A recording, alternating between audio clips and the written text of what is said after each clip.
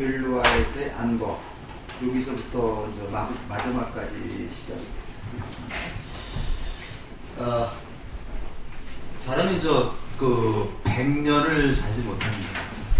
그래서 보통 한 70년, 80년, 요즘에는 100살까지 사는 분도 있습니다만, 우리 물리적인 나이로는 120살까지 가능하다 그러는데, 우리가 이제 120살까지 사는 게 문제가 아니라 건강하게, 그 다음에 자기 의지대로다가 다닐 수 있는 그런 삶이 되어야 되는데, 가장 중요한 게 뭐냐면 다리라고 그래요.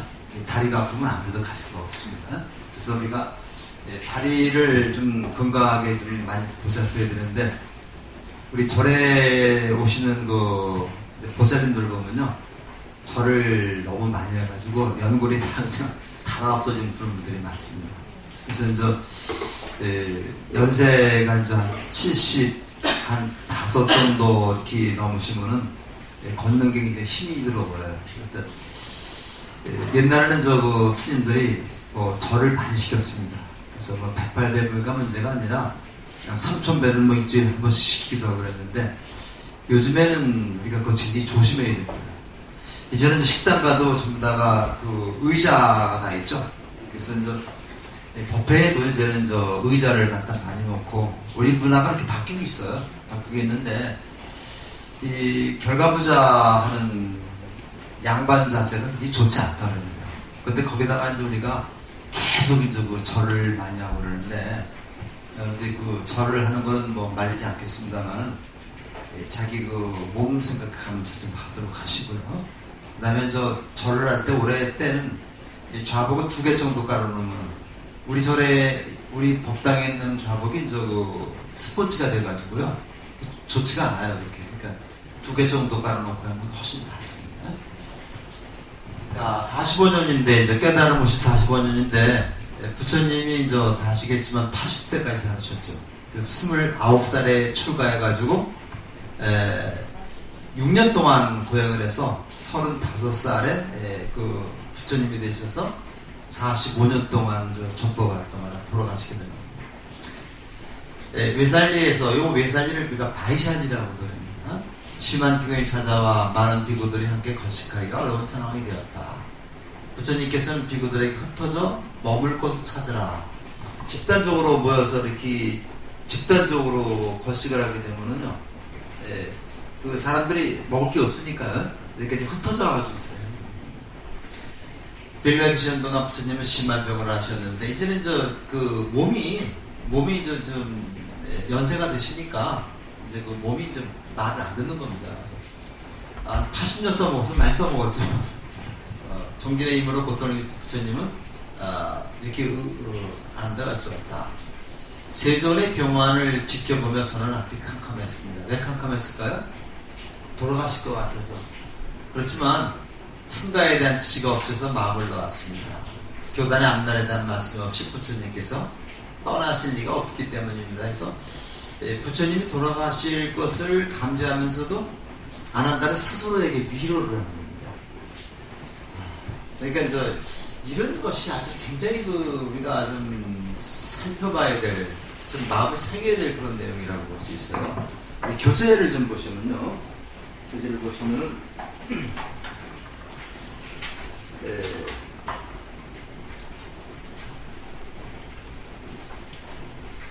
366쪽의 중간쯤 보세요. 중간쯤 보시면은 거기 나오죠. 부처님께서 말씀하셨다.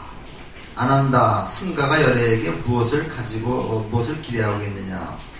열애는 아무것도 감추지 않고 이미 모든 것을 바랬다. 열애만 아는 법을 손에 꼭 움켜잡고 너희에게 가르치지 않은 그런 것은 없다. 열애 혼자만 가지고 갈 법이란 없다. 또한 열애가 깨달음을 얻었다고 말하지도 않는다. 요것이 우리가 굉장히 살펴봐야 될 말씀이라고 봅니다. 나한테 기대할 게 없다. 나는 너희들에게 다 얘기했다. 그 손을 이렇게 보여주는 겁니다. 손을 보여주면서 내가 감춘 건 아무것도 없다. 요렇게 얘기를 하고서 후계자도 정하지 않았습니다. 세존이시여 세존께서 계시지 않으면 저희는 누구를 믿고 의지합니까? 이렇게 얘기를 하니까 너 자신을 등불로 삼고 너 자신에게 의지하라. 너 자신밖에 다른 것을 의지하지 말고 오직 너 자신에게 전념하라. 법을 등불로 삼고 법에 의지하라. 법을 떠나 다른 것에 매달리지 말라. 이 유명한 이제 우리가 자기 이게 이제 우리가 굉장히 유명한 자기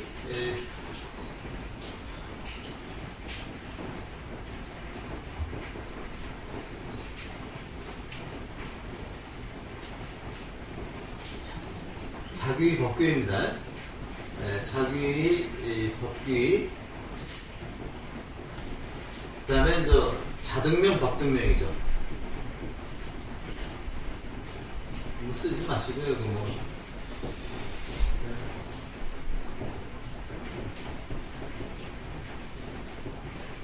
우리가 이제 굉장히 그 유명한 말에다가 이제 우리가 쓰고 있습니다.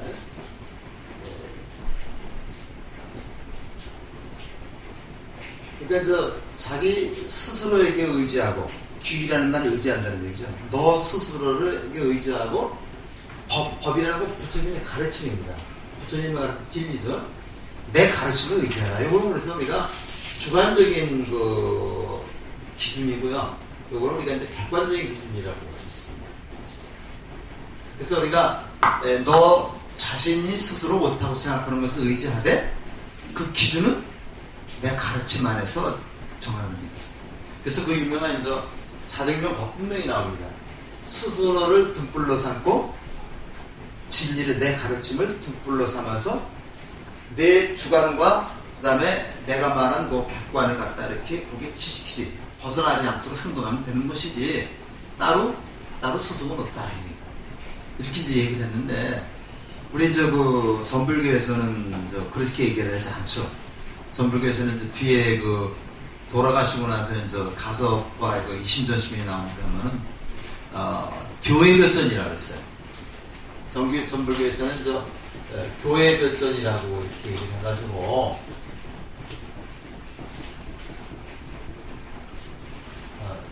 교회별전 가르침 외에 부처님이 가르쳐준 그 외에 따로 전한 것이 있다. 그 따로 전한 것이 뭐냐? 가섭에게 이심전심으로 3번에 걸쳐 전했다는 얘기입니다. 이렇게 가면서 이제 선불교에서는 가섭을 부처님의 법을 이어받은 초조로 다 여기고 있어요.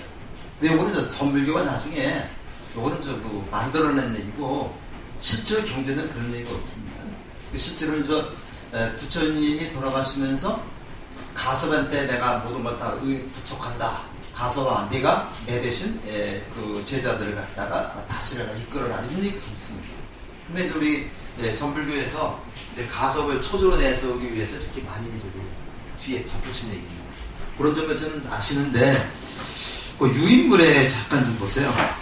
유인물 잠깐 보시면은 부처님의 마지막 말씀이라고 그래서 이건 대반열반경이라고 이제 부처님이 돌아가시기 하루난 하룻밤에 이걸 적은 경전이 대반열반경인데요. 대승경전에 대반열반경도 있고 니까야에 대반열반경도 있는데 거기 여러분들이 3번째 단락을 보시면요. 그냥 이걸 3번째 단락을 보시면 안한다여 이와 같이 비구는 자신을 섬으로 삼고 자신을 귀이트로 삼아 머물고 남을 귀이트로 삼아 머물지 않으며 법을 섬으로 삼고 법을 귀이트로 삼아 머물고 다른 것을 귀이트로 삼아 머물지 않는다. 뭐가 달라요? 무슨 얘기인데? 이 인도 이 대반열반경에서는 득불 대신에 뭐라고 되어 있습니까? 섬으로 되어 있죠. 예, 섬으로 되어 있는데 이 불교하고 또 힌두교하고 이 물하고는 굉장히 연관성이 많은 거예요. 그래서 또 불교 경전을 보면요, 바다에다가 뭘 비교한 게 굉장히 많습니다. 많아가지고 이제 바다에서 막 그 폭풍우 이것이 몰아치는데 그 바다의 폭풍우가 몰아치는 바다에서 죽지 않고 살 수 있는 곳이 어디예요? 그걸 피할 수 있는 것이 섬이죠. 섬이죠. 그래서 인도에서는 이것이 섬으로 되어 있습니다. 인도에서 섬으로 되어 있는, 원래 초인부 섬으로 되어 있는데, 여기 이제 중국에 들어오다 보니까, 중국에 이제, 거기는 대륙이죠. 바다가 없죠. 바다가 없죠. 있어요? 우리가 이제 중국이 이렇게 이제 우리하고 이제 황해를 마주대고 있는데, 사실 여기가 중심이 아니라, 당나라 때는 저쪽에 이제 지금 시안이라고 해요, 시안. 서안이라고 해가지고, 지금 북경 지방도 아니고, 당나라는 그 이전에는 저쪽에 이제 그 서안 지방이라든가 그쪽이 중심지였어요. 그래서 그는 우리가 그 중국 가면은 북경서도 한 비행기 타고 한 2시간 이상 가야지, 이제 시안이라고 해서 이제 진나라, 뭐 한나라, 뭐 당나라 그 수도가 거기였었죠. 거기였었기 때문에 거기 바다가 없었습니다. 사막만 있었기 때문에 거기서 아마 이제 그 불교가 섬이라고 하는 거를 이제 그 사람들이 잘 이해를 못하니까, 바닷가 가니까 이해 못하니까 요거를 이렇게 이제 등불로다가 이렇게 바꾼 것 같습니다. 그래서 인도 원래 그 불교 초기 경전에는 너 자신을 섬으로 삼고 법을 섬으로 삼아라, 그렇게 돼 있는데, 이것이 이제 중국에 들어오면서 너 자신을 등불로 삼고 너 자신을 진리를 등불로 삼아, 이렇게 바뀐 겁니다. 그래서 그거를 좀 말씀드리기 위해서 대반절반경에서 한번 쭉 중간중간 뽑아봤는데, 이것이 이제 부처님께서 마지막으로 이제 제자들에게 고구정령하게, 이 고구정령이라는 말을 많이 써요. 입에서 쓴내가 나도록 이제 제자들에게 당부하는 것을 고구정령이라고 해요. 그래서 우리가 이 고구정령이라 해서, 여러분 이제 불교에서 많이 쓰는 말입니다.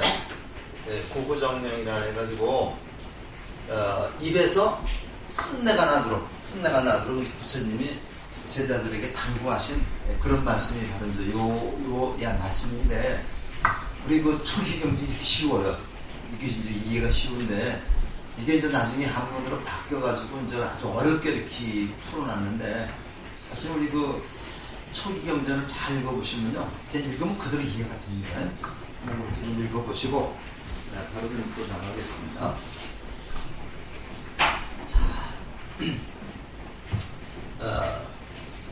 그러니까 저 자신과 법을 등불로 삼고 이제 어떻게 하는 것입니까 하고 이제 물어보니까, 이제 이게 이제 그 부처님 말씀입니다. 불굴의 의지로, 불굴이라는 말은 이제 의지를 꺾지 않는다는 얘기죠. 불굴의 의지로 게으름 없이 자기 몸을 깊이 관찰하고 정신을 집중한다는 그런 수행자는 육신에 갈대한 갈망에서 벗어날 것이다. 자기 몸을 깊이 관찰하고 느낌과 마음과 법에 대해서도 마찬가지다. 이것이 자기를 등불로 삼고 법을 등불로 삼는다는 것이다. 열애의 가르침에 따라 이렇게 수행하는 자가 있다면 그가 곧 열애의 참된 제자요 참된 수행자이다 해서 이것을 사념처라고 해요. 사념처라고 해가지고 이런 우리가 사념처라고 해가지고요, 좀 박자 써놓고 사념처입니다. 그래서 이거는 우리가 이제 신, 이건 이제 몸입니다. 몸. 그 다음에 이제 수, 요거는 이제 느낌입니다. 그 다음에 신, 요건 마음이죠. 그 다음에 법, 요때는 요건 사물입니다. 사물. 우리가 접하는 온갖 사물인데, 내 몸의 어떤가를 깊이 관찰해보는 걸 갖다가 신념초라고 그래요. 이거 나오죠? 자기 몸을 깊이 관찰하고 정신을 집중한다면 내 몸이 어떻다는 얘기예요. 내 몸이 지수합풍 4대로 이루어져 있는데 내 몸이 시간이 가면은 늙어서 이제는 죽게 되는 거죠. 그러니까 내 몸이라는 것이 영혼이 존재하는 게 아니라 무상한 존재다. 내 몸은 병들고 누워서 흩어져서 죽으면 다 흩어져 버린다. 썩어버린다. 요것을 관찰하는 거예요. 그러면 자기 몸에 대해서 집착을 하지 않게 됩니다. 그 다음에 느낌인데, 느낌도 이제 마찬가지로 내가 어떤 것을 보고 첫 번째 좋다, 싫다, 이렇게 느끼는 거죠. 내가 우리가 어떤 꽃을 보면 꽃이 예쁘다, 또는 추하다, 또는 예쁘지도 않고 추하지도 않다, 세 가지를 느끼게 됩니다. 내가 어떤 사람과 만났을 때 그 사람을 좋아한다, 싫어한다, 그냥 그렇다, 세 가지 나오죠. 이런 느낌은 그 다음에 내 마음도 하루에 수만 번 바뀝니다.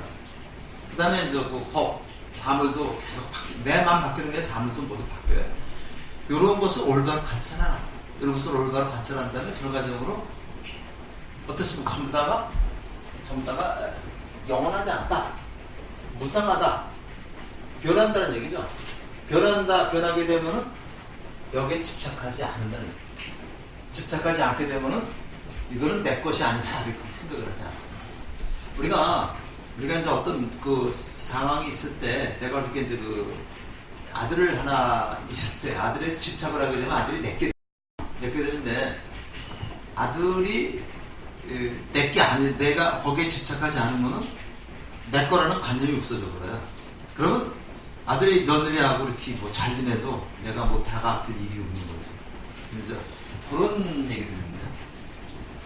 부처님께서는 짜빨라 째띠아의 넓은 그런 앞에서 산매에 드셨다. 그때 하늘바닥에 배지가 진동했다는 말은 이곳이 그만큼 감동적이었다는 뜻을 말합니다. 부처님이 이제 죽음을 앞두고서 여기 산매에 들어있는 모습을 보는 안 한다가 마음이 막 흔들리는 겁니다. 마음 흔들리니까 대지가 흔들린다고. 실제로 우리가 이제 경전을 읽으면서 지진이 일어났다든가, 땅이 6번 진동했다든가, 이런 거는 전부 다가 진짜 땅이 흔들렸다라는 그런 개념보다는 내가 감동을 해서 내 마음이 움직였다는 뜻입니다. 6번 움직였다는 얘기는요, 아니 비서신의 육군이 움직였다는 그런 식으로. 근데 이런 식으로 우리가 이해를 해야지, 우리가 진짜 지진이 났다, 그때 그대로 해석하면 지진이 나면 그냥 다 마찬가지겠어요? 자, 열애가 장차 교화를 끝내고 생명을 부르고 때 마음 먹을 때 땅이 진동한다, 안 한다. 나는 오래지 않아 멸도 할 것이다. 나는 열반해질 것이다. 나는 죽을 것이다. 쉽게 얘기합니다. 그러니까 너희들은 몸과 느낌과 마음과 사물을 잘 관찰해서 거기에 집착하지 않도록 해라. 세상은 다 변하는 것이다. 변하지 않는 것은 아무것도 없다는 얘기입니다. 그러면서 이제 부처님께서는 요거 4년처죠. 4기단, 4신적, 4선, 5군, 5력, 7각의 8정도를 요거 지난 시간에 이제 37조도품이라고 그래서 이렇게 유인을 해주신 게 있어요. 37조도품입니다. 그러니까 4년처, 4기단, 4신적, 4선, 요 4선만 빼놓으면 이것이 37개가 됩니다. 그래서 16배에다가 요거 26배에다가 그 다음에 요것이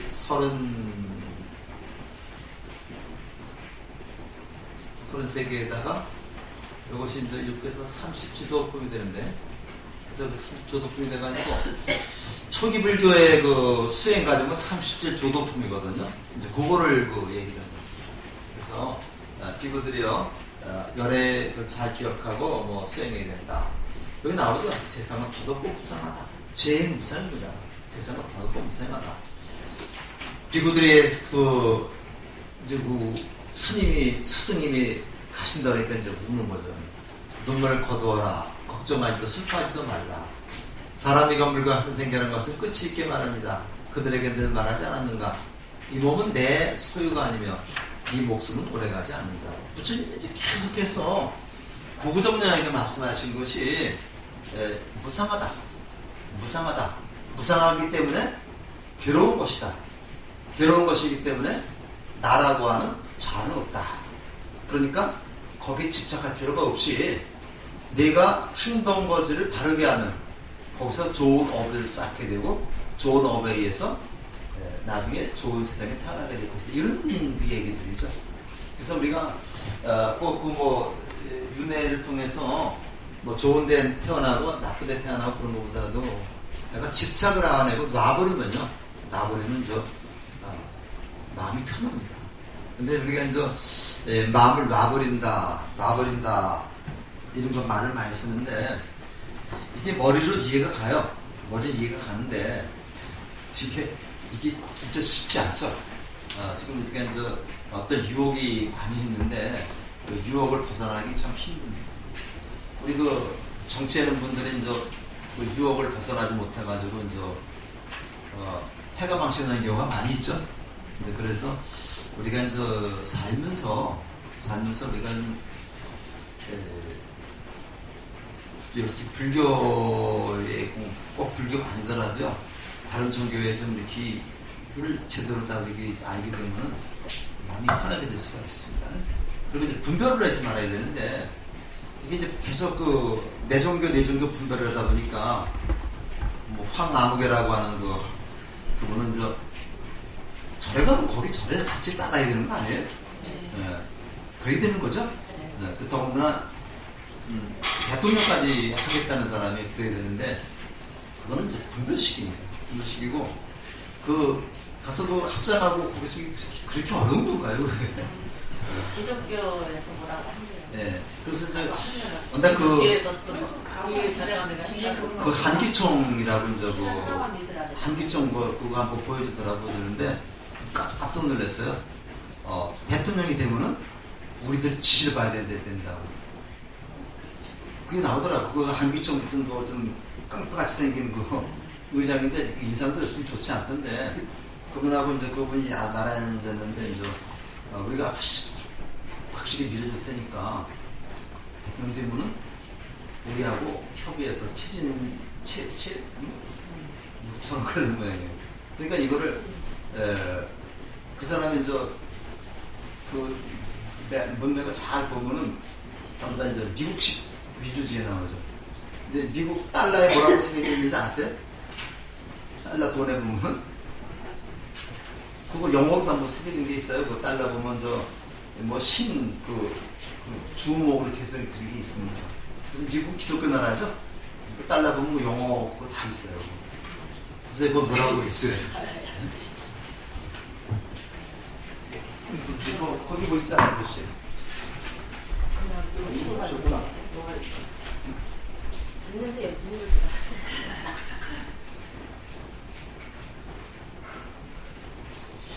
요건가, 요거 뭐가 있을 거예요? 네, 다들 뭐 있어요. 신의 뜻으로 뭐. 네, 여기 있네. 그래서 그거. 자, 뭐 신의 뜻에 따라서 뭔가 그렇게 해석이 되더라고요. 모든 달러에 다 있습니다. 자, 다음날 부처님께서는 가사리가 먼저 확보하셨다. 근데 이제 요게 참 저는 요 얘기를 보면서요, 이게 이제 교재 그게 나오는데, 요 내용을 보면은 참 마음이 좀 짠해요. 369쪽이죠? 369쪽에 보면 맨 마지막에 안 한다. 외살리를 보는 것도 이것이 마지막이구나. 굉장히 아쉬움이 남는 표현이죠. 그런데서 우리가 이제 부처님에 대한 인간적인 면모를 엿볼 수가 있는데, 66쪽을 한번 펴보세요. 66쪽을 펴보시게 되면요, 그 66쪽 중간쯤 보면요, 중간쯤 보면 당신은 이곳에 만족하지 않으시군요. 외살리 인근에 알랄라 깔라마라는 훌륭한 신인이 계십니다. 그곳으로 찾아가 보십시오.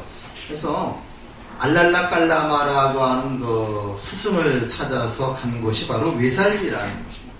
그 외살리를 우리가 바이샬리라고 얘기를 하거든요. 그래서 이 바이샬리는 부처님이 처음 수행을 시작한 곳이자 마지막으로 떠난 활동무대입니다. 그래서 이것도 보는 건 마지막이구나. 이제는 나도 죽으러 가는구나 이런 얘기죠. 그래서 이 얘기를 들으면서 부처님의 이제 그 생애를 공부하면서 여기가 좀 마음에 찐한 그런 것을 느낄 수 있더라고요. 그래서 이제 마지막 공양과 가사인데 바이탈제부선 부처님과 제자들은 만다마를 지나서 쭉 거쳐서 여기까지 왔는데 네 가지 큰 교법에 대해서 이제 가르치고 계속하면서 이제 이렇게 말씀하시는 겁니다. 내가 임면한 뒤에, 내가 돌아간 뒤에, 내가 죽을 때 쉽게 얘기하면요, 비구들 중 누군가가 이것은 부처님으로부터 직접 들었다. 이것은 많은 장로들에게 들었다. 이럴 수 있죠. 이것은 여러 비구들에게서 들었다. 이것은 어떤 한 비구에게 들었다라고 하는 것이 있을 경우에 어떻게 되느냐. 법과 율에 의거해서 자세히 살핀 다음 합당하면 받들고 합당하지 않으면 배척하라. 이게 아주 어마어마한 얘기예요. 그러니까 여기서 우리가 이제 주관과 객관을 얘기를 했죠.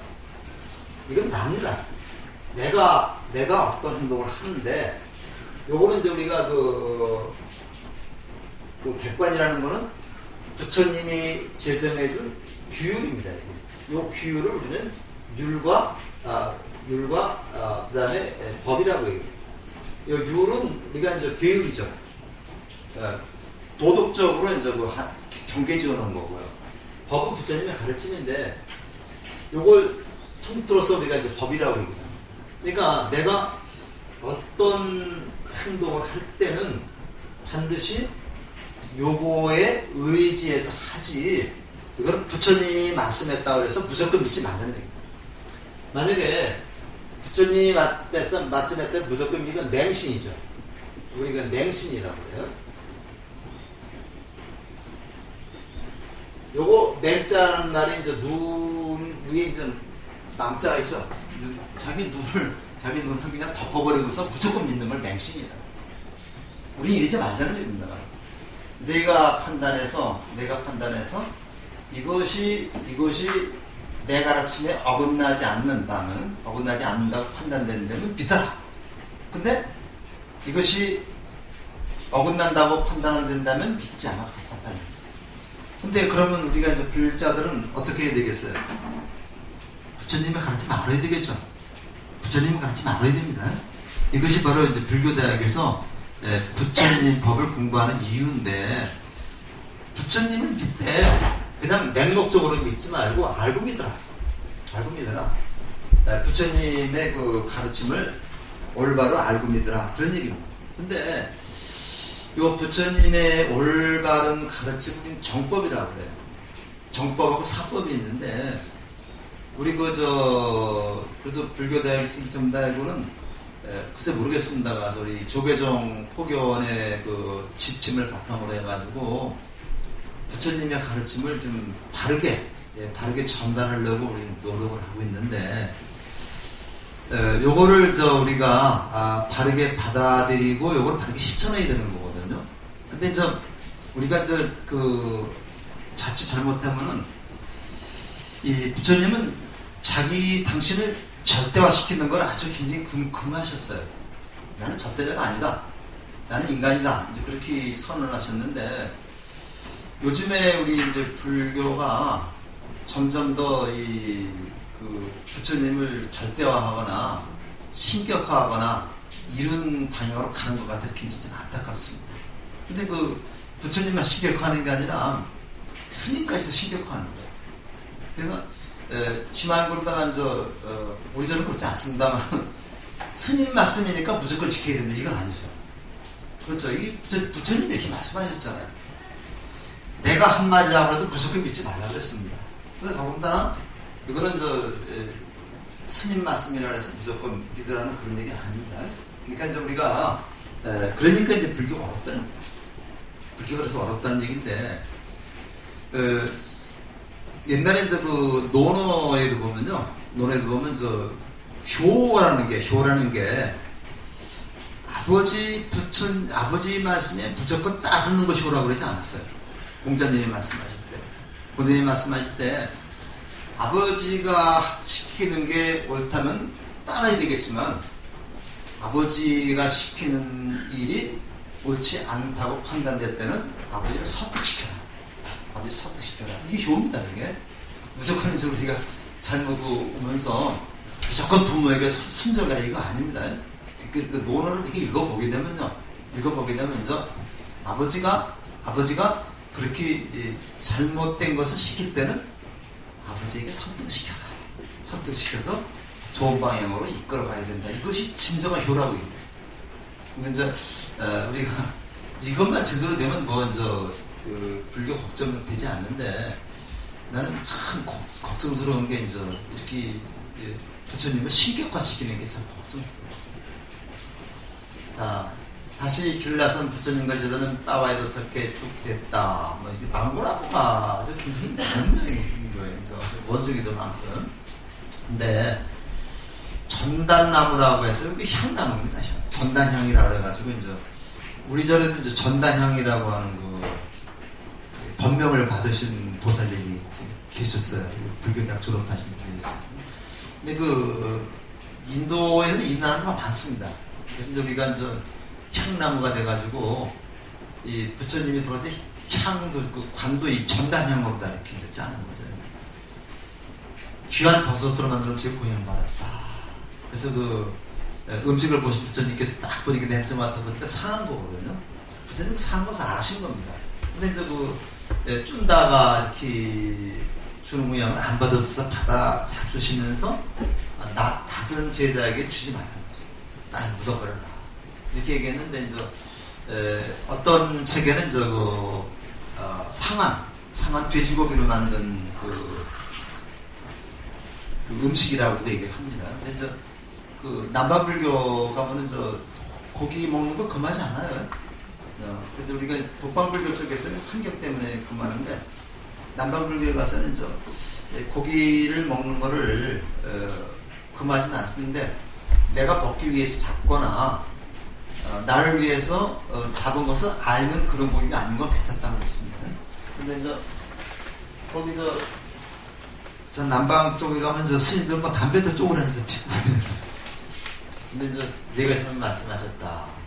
근데 여기서는 이제 버섯 요리라고 얘기했는데 첫째는 도를 실천함이 뛰어난 사문이고 둘째는 도를 선하는 것이 뛰어난 사문이고 셋째는 도에 의지해 생활하는 것이 사문이고 넷째는 도를 행하는 척 하며 악만 저지르는 사문입니다. 그러니까 사문이 네 가지가 있습니다. 어떤 사문이 제일 좋겠어요? 그러니까 첫 번째, 두 번째, 세 번째는 괜찮죠?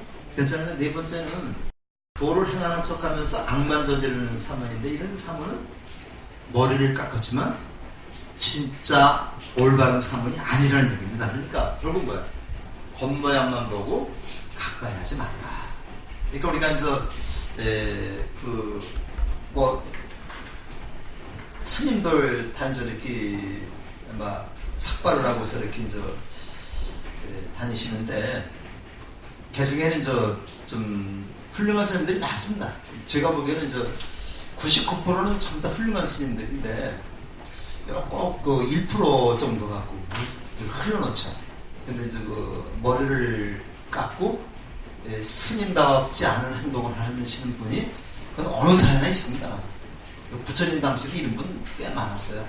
그래서 그런 분들을 경계하는 얘기입니다. 그러니까 다 머리를 깎았다 하더라도 부처님 법을 바르게 배우고 실천하는 분은 존경하지 말아야 되지만 그렇지 않은 분은 따라하지 말아요. 그래서 부처님 당시에는 어느 정도 경계로는 숙명통과 천안통이라 해가지고 지난 과거와 사람은 지난 과거하고 내세 즉 관상을 볼 수 있지 않은 사람이 있을 거예요. 관상을 보는 수 있지 않은 사람이 있어가지고 그런 사람들이 관상을 보는 사람들이 따로 이렇게 방을 차려가지고 돈벌이를 좀 했던 모양입니다. 부처님이 이런 걸 굉장히 경계를 많이 하셨어요. 그래서 저희가 스님들이 사주, 팔자, 관상 이런 거 어느 방향으로 이사가야 되겠습니까? 이거는 사실은 스님한테 여쭤보면 안 되는 거죠. 그건 점쟁이한테 여쭤봐야 되는 거고. 근데 사실은 방편으로 이제 스님이 뭐 이사간 날짜도 정해지고 뭐 그런다 그러는데 저는 방편을 그건 안 했으면 좋겠습니다. 그건 우리가 올바른 가르침이 사실 아니죠. 아니고 생년월일 시 이게 사주죠. 생년월일 시 가지고 그 사람의 뭐 인생을 뭐 운명을 평가하는 건 말이 안 되는 소리입니다. 그죠? 궁합이라는 것도 마찬가지잖아요. 남자 이제 궁합이라는 게 그거 뭐 난 시 가지고 따지는 게 그건 도저히 이해가 안 가요. 그래서 우리가 주역이라고 하는 그 유교 경전이 있는데요. 주역에 의해서 점치는 게 나오는 거거든요. 근데 주역 우리가 이제 저도 대충 잘은 모릅니다만은 주역이 뭐 그런 거 점치는 거 아닙니다. 그 주역에서 점치는 게 거기는 이제 주역에 그 괴가 이렇게 국기 없죠. 이 괴가 64가지가 있거든요. 우리 이제 태극기에 4개가 있는데 64개가 있어가지고 64개를 가지고 우주의 원리를 설명하는 건데 여기 이상하게 이게 점치는 걸로 다 바뀌어가지고 이제 뭐 문명을 낳는다거나 그렇게 됐는데 웬만하면 저렇게 정 같은 거 보러지 마시고 그냥 자기 할 일 열심히 하면 다 자식들보다 공부 잘하면 또 좋은 대학 가는 거고 조금 덜하면 좀 낮은 대학 가는 거고 또 꼭 좋은 대학 나와서만 출세하는 건 아니죠. 그래서 이렇게 다 자기 노력 여하에 따라서 다 사는 거기 때문에 그렇게 걱정하지 않아셔도 괜찮을 것 같습니다. 제 얘기가 절대적인 건 아닙니다. 저는 그렇게 생각한다는 얘기죠. 이제 이름 같은 것도 이제 우리가 얘기를 하는데요. 물론 이름을 잘 지어야 되죠. 잘 지어야 되는데 그거는 이제 부르기 쉽고 이제 뜻 좋으면 되는 거지. 굳이 뭐 그냥 장명소 가서 그냥 이렇게 애쓰면 쓰실 필요는 없을 것 같아요. 마지막 쭌다의 집을 나선 쭌다입니다. 쭌다 또는 춘다라고 얘기를 하는데요. 이건 이제 설상세에 보였다. 이제 이질 같은 거 그런 거 같습니다. 그러니까 이게 참 보통 제가 말을 써나자 잘해도 근데 이 인도가 더운 나라죠. 더운 나라에서 이제 이게 되니까 그리고 이 물을 갈아 마시면 이렇게 이제 저쪽 더운 나라에 가면 물 같은 걸 굉장히 조심해서 마셔야 돼요. 마시겠죠. 쭌다를 연명했다. 쭌다가 내가 공양을 잘못 올려가지고 부처님이 돌아가시게 됐다. 죄책감에 사로잡혀요. 그러니까 그 쭌다를 갖다가 이제 위로해 주는 겁니다. 쭌다요. 부처님께서 도를 이루셔서 최초로 올린 공양과 누가 올렸어요? 최초로 올린 사람은 수자타라는 그 여자가 올렸죠. 도중에 여러분 반야반 드실 때, 요 반자가 완전한 열반입니다. 완전한 열반 드실 때, 올린 공양은 공덕이 같다. 그렇기 때문에 너는 마지막 공양을 올렸기 때문에 공덕이 매우 큰 거다. 이렇게 이제 위로를 해주십니다. 그래서 부처님께서는 어쨌든 간에 이제 통증을 참아가면서 이제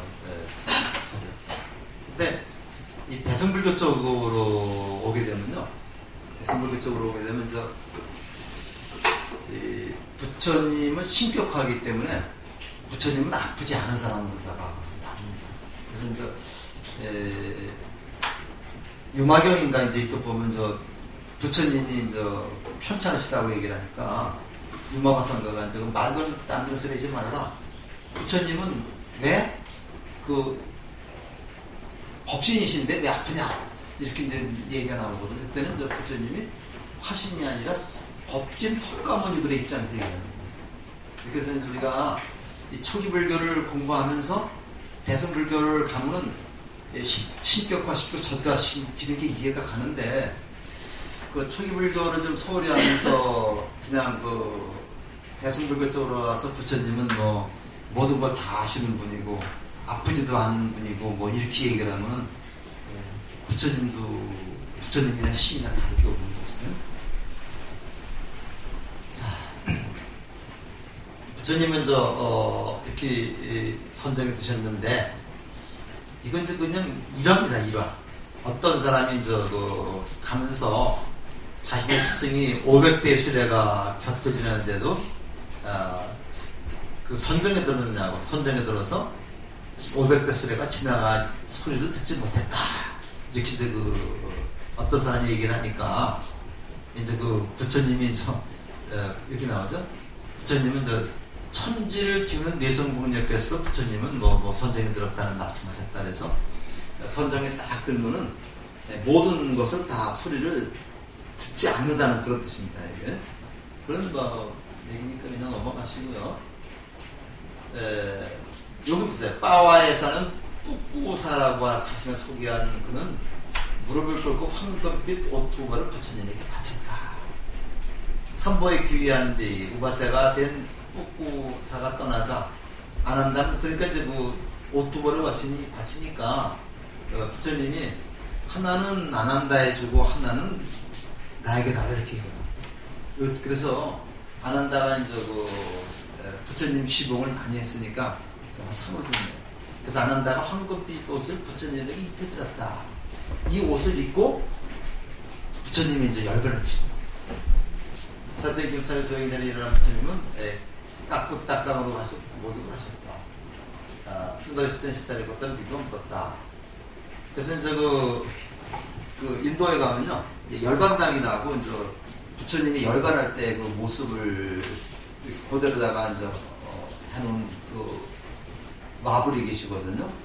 우리 저처럼 이렇게 해놓지 않고 요렇게 해서 이렇게 이제 그 귀를 요렇게 대고 누워 계신 모습인데 그 이제 황금빛 가사를 입고 있습니다. 근데 이제 우리가 이제 그 성지순례 가게 되면 우리가 가사를 장만해 가지고 가서 거기다 또 입혀드리고 이제 그래서 그 두 번 입혀드리는데요. 한 번은 이제 그 부다가야 그 깨달은 데 가서 우리가 성지순례 가면 그걸 준비해 가지고 가요. 가서 이제 대표가 가서 이제 옷을 입혀드리고 여기 가서 입혀드리는데 돌아가시는 그런 모습 보면 굉장히 우리가 거기 보는 내 마음이 찬양하니까 그 모습이 찬양하게 보이는 거죠. 그래서 이렇게 좀 안쓰럽게 보이는 모습이 있습니다. 그러니까 부처님께서는 하늘 위 하늘 아래 가장 존귀하신 분인데 천상천하 유아독존이라고 얘기를 해서 왜 하늘나라 약으로 병을 치료하지 않으십니까? 이렇게 얘기를 하니까 요 이제 그 대화가 여기에 나오는데 결과적으로 무상하다는 사실을 중생들에게 보여주기 위해서 부처님은 병을 치료하지 않았다는 얘기입니다. 그러니까 저 우리 법화경인에도 보면요, 법화경에 보면 이제 아버지가 의사인데 이제 어디 나갔다가 집에 돌아와 보니까 아들들이 좀 다 병에 걸린 거예요. 그 아들이 이제 몇 명들이 병에 걸려서 아들이 아버지가 아들의 알맞은 병을 다 직접 만들어줍니다. 만들어주고 이제 이 약을 먹으면 난 난다 이렇게 얘기해놨는데 아버지가 있으니까 아버지를 믿고 약을 안 먹는 거예요. 그러니까 이제 아버지가 멀리 이제 떠나갑니다. 집을 나가서 사람 시켜가지고 아버지가 죽었다 이렇게 이제 그 소문을 내요. 그래서 아버지가 죽었다는 소문이 아들한테 오니까 아들들이 아버지를 그리워하면서 아버지가 지어준 약을 먹습니다. 그래가지고 병이 나았다는 얘기가 이제 법화경의 비유로 나오거든요. 그러니까 이제 그런 거하고 똑같은 겁니다. 그러니까 부처님이 영원히 돌아가지 않으시면은 제자들이 수행을 하지 않을까봐 부처님이 자기가 이제 그 열반을 드셔가지고 제자들이 수행하게끔 만드는 그런 얘기라고 하고 있는데 조금 좀 생각을 좀 해야 될 부분이죠. 그래서 이제 꾸시나가로 가자. 이 꾸시나가라에 가서 돌아가시는데 이제 요거는 이제 아마 부처님이 여정을 가만히 살펴볼 때 부처님이 이제 바이샬리에서 아마 그 고향인 가빌라성으로 가는 그 도중에 이제 구시나가라가 있습니다. 그래서 거기 가다가 이제 돌아가신 건데 이렇게 해서 이제 구시나가로 가서 산라나무가 쓰고 사라수라고 그래요. 사라수가 두 그루가 있는데 두 그루가 사라수라는 나무가 이렇게 이제 두 그루가 여기 있는데 요 사이에다가 이제 자리를 피는 겁니다. 그래서 사라나무가 두 그루이기 때문에 사라쌍수, 쌍이라는 말 둘이죠. 사라쌍수 밑에서 돌아가셨다 그래서 이제 우리가 나오는데 사라나무가 하다오. 그래서 이제 요거 이제 봤죠? 넘어가겠습니다. 여기서 마지막 돌아가시는 건데 승가 가사를 이제 네 겹으로 접어가지고 북쪽으로 머리를 두고서 앉아 자리를 피고 북쪽으로 머리를 두고서 눈은 서쪽으로 하는 겁니다. 그래서 이제 사자처럼 발을 뻗어 놓으셨다. 우리 여기 법당 뒤에 와브처럼 이렇게 발을 가지런히 이제 피고 돌아가시는 거죠.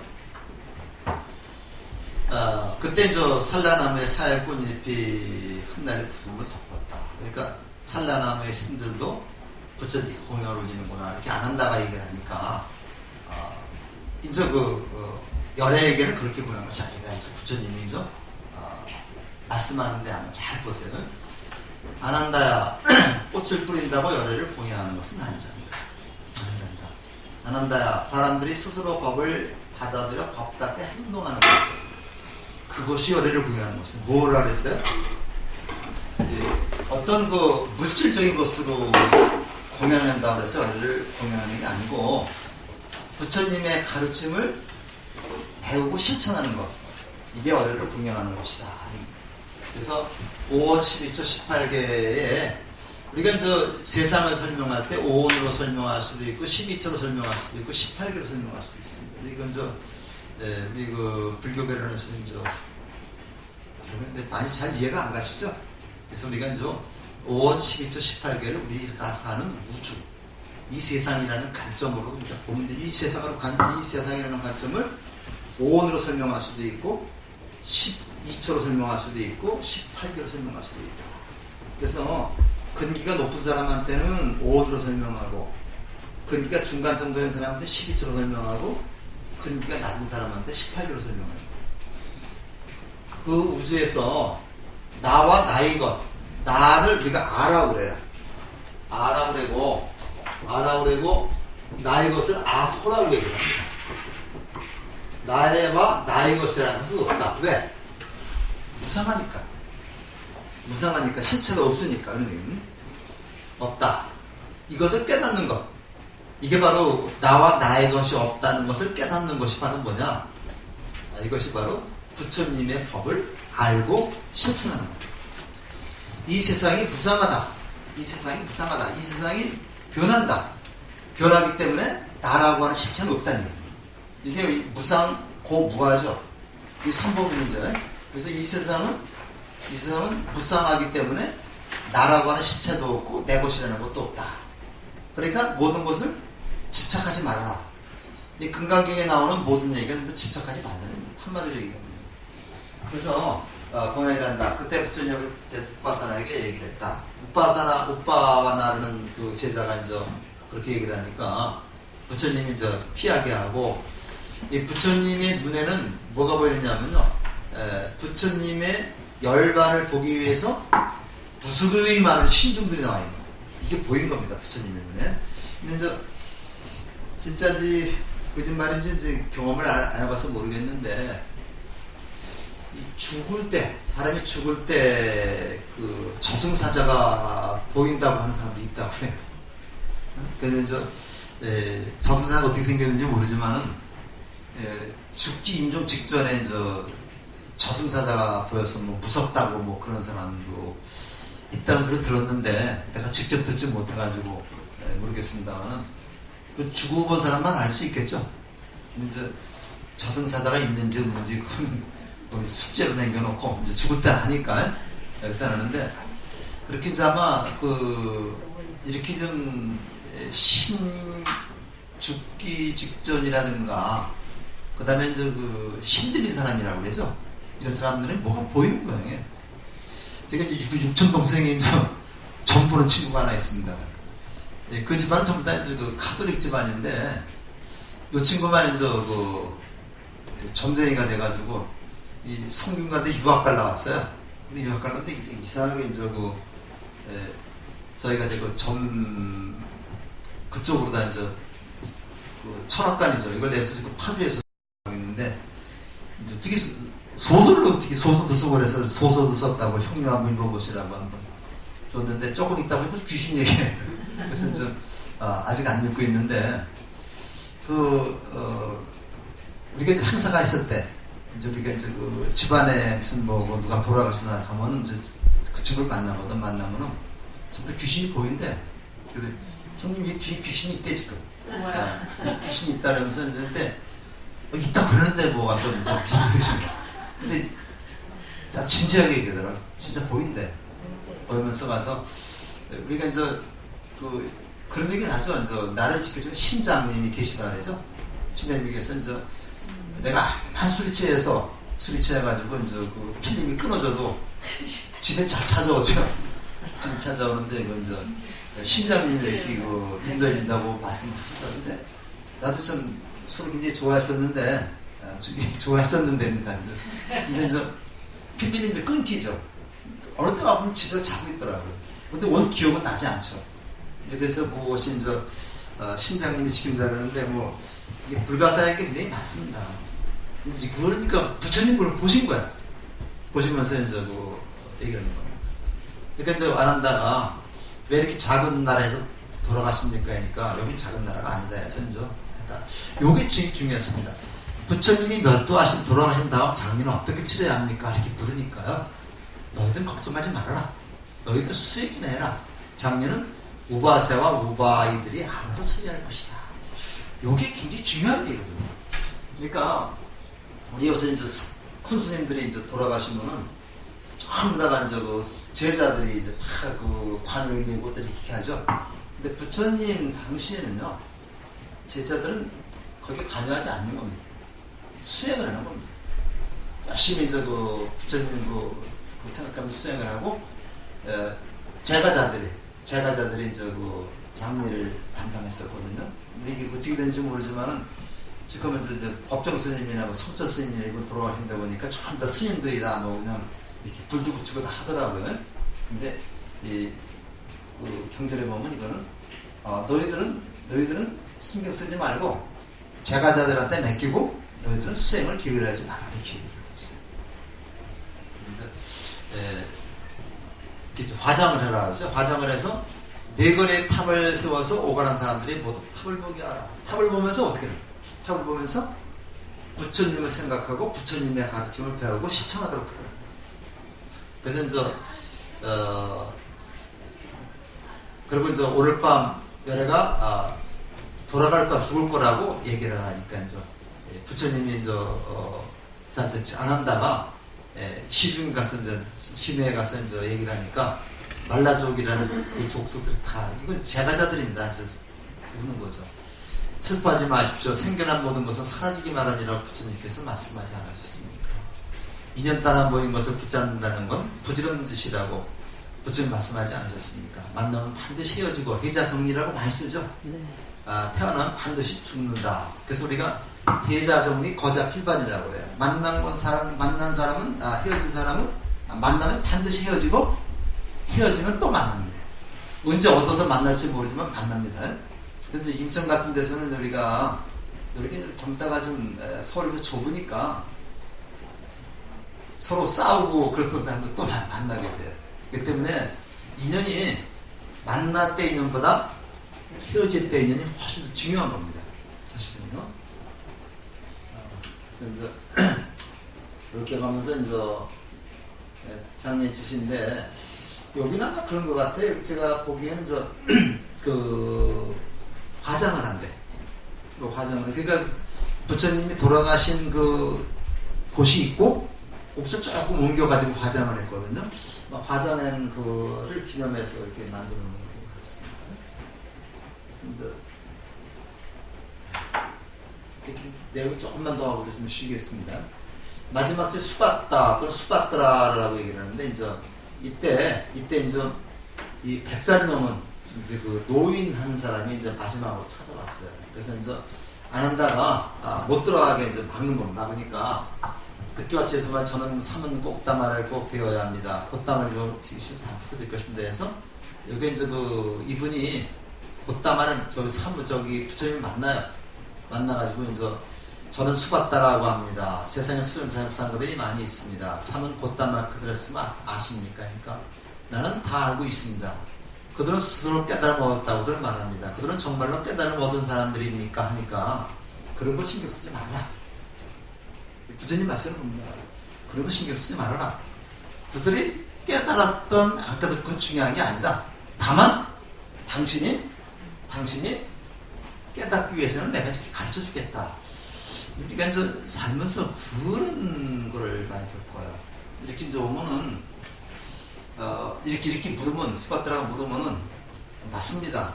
그분들은 깨달은 사람이 아닙니다. 나만 깨달은 사람 이렇게 말하기 쉽죠. 근데 부처님은 그런 거 신경 쓰지 말아라. 당신 할 일만 하라는 얘기입니다. 그래서 이런 데서 우리가 부처님의 그 위대한 그 면모를 저는 엿볼 수 있을 것 같아요. 그래서 그것보다 많이 주의 들으십시오 하고서 이제 뭘 얘기하냐면 이제 정견, 정사유 이게 뭡니까? 팔정도죠. 팔정도. 그다음에 사성제를 얘기해요. 그러면서 이제 첫 번째는 흔들리지 않는 신념이 이르는 것이 훨씬 이제 그 건강경에는 수다원입니다. 수다원. 그다음에 두 번째는 상사를 한 번 더 되풀이하는 만드는 것이 이제 사당이죠. 사당. 세 번째는 이세 죽은 뒤 다시 태어나지 않는 것을 얻는 것이 우리 아나. 네 번째는 완전한 아라이 되고 아라한입니다. 그래서 건강경에 보면요. 수다원, 사다함, 아나함, 아라한이라고 한 네 단계로 설명을 하거든요. 그래서 우리가 이제 이렇게 이 합정도를 실천하게 되면은 수다원 계율을 거쳐서 사다함 계율을 거쳐 와가지고 아나함 계율을 거쳐서 아라한이 됩니다. 아라한이 되면 깨달음에 이르게 됩니다. 이렇게 이제 단계적으로 말씀합니다. 그래서 나의 가르침에는 8정도가 있습니다. 8정도만 열심히 수행하면은 당신은 깨달을 수 있습니다. 이렇게. 그러니까 이 초기 물계에서는 8정도가 굉장히 중요한 겁니다. 내가 구적계를 이제 받는 겁니다. 구적계를 받고 이제 이렇게 쭉 해가지고 마지막 제자가 된 게 이제 그 수바드라라고 얘기하는데 여기 나오죠. 과일을 성취하고 8정도가 채고 8정도 사성제. 요거 이제 뭐 우리가 하고 마지막 제자가 이제 수바다가 되겠습니다. 조금만 쉬었다가 15분에 시작을 하겠습니다. 여름 7월 초쯤에서 종단에서부터 필수교육이 또 있어요. 이제 4학점이 있는데 종단 필수교육이 아마 올해는 각 대학별로 실시한다 그러니까 아마 거기서 저희가 교재가 올 겁니다. 교재가 오면은 이제 여기서 이제 종단 필수교육을 하는데 이것도 작년까지는 모르겠어요. 그거는 직접 작년에는 포교원에서 강사가 와가지고 했거든요. 그래가지고 이제 그분 10,000원씩 또 줬는데 오래 모르겠습니다. 아직 공문이 안 왔는데 그래서 아마 100학점 정도 그게 이제 100학점 정도를 이수해야지만 불교대학 졸업시킵니다. 그래서 불교대학 졸업은 이제 인문반은 안 그런데요. 불교대학 졸업은 이제 그 학점을 이수하면 우리가 포교원으로다 이제 명단을 쭉 보내요. 그러면 그 포교원에서 졸업번호가 다 나옵니다. 졸업번호 나와서 그 사람이 안에서 졸업을 시킬 수 있어요. 그 졸업을 시키고 그 사람이 안에서 이제 일반 포교사 응시 자격을 줍니다. 그러니까 아무나 포교사 시험 보는 게 아니라 응시 자격을 줘서 이제 포교사를 양성하고 이제 그러는 게 저희 불교대학의 또 목적이고요. 불교의 가장 종교에서 중요한 게 전법이거든요. 포교입니다. 그래서 이 포교의 가장 적극적인 열을 올리는 종교가 이제 개신교잖아요. 이제 여기 하객동에 무슨 교회 큰 교회 있더라고요. 감리교회인가? 그 앞으로 가면 일주일에 한 2-3번은 뭐 이렇게 휴지 휴지서 주는 대로 받으니까 그것도 쓸 데가 많이 있더라고요. 그래서 우리도 그것도 해봤어요. 요전저 가서 불교대 홍보에서 휴지도 만들어서 이렇게 해보고 전단지도 해보고 또 우리 불교 방송 옛날에 이제 불교 방송에 광고도 내보고 많이 했는데 이제는 어느 정도 좀 알려졌기 때문에 우리가 이제 그렇게 돈이 엄청 들어요. 그래서 이제 그건 안 하고 있는데 좀 많이 좀 관심들을 가지고 그래서 인터넷에 또 많이 올라가잖아요. 그래서 많이 관심을 가지고 또 공부하려는 분들이 계셔서 그나마 다행이라고 생각을 합니다. 그래서 자, 여기 보세요. 또 이제 마지막 열반인데 우리가 이제 열반에 유효열반이라는 게 있고요. 유효열반이라는 게 있고 무효열반이라는 게 있어요. 요 여자가 이름이 조금 남은 게 있는 열반, 조금 남은 게 있는 열반이 유효열반이고 남은 게 하나도 없는 열반이 무효열반인데 우리가 보통 유효열반이면은 뭐가 됩니까? 몸이 남아있죠. 몸이 남아있으면 몸 때문에 희노애락을 우리가 완전히 떨쳐버릴 수가 없습니다. 그래서 우리가 일반적으로 유효열반이라고 했다는 아직 목숨이 남아있는 그런 상황을 얘기를 하고요. 무효열반하면 완전한 열반입니다. 그래서 반이라는 말은 이제 완전하다는 뜻이거든요. 이 반이라는 말은 이런 말을 쓰는데 이렇게 쓰는데요. 요렇게 반열반이라고 쓰는데 이거는 이제 완전하다는 얘기입니다. 완전히 나물까지도 다 제거해버린 그런 열반이기 때문에 보통 이 반열반을 우리가 보통 죽음이라고 하는 뜻을 다 많이 써요. 그래서 우리가 사실은 그런 뜻은 아닌데 그래서 이제 우리가 그 큰 스님들이 돌아가시면은 뭐 열반에 드셨다는 얘기를 하죠. 열반에 드셨다. 또는 원적에 드셨다. 또는 멸도하셨다.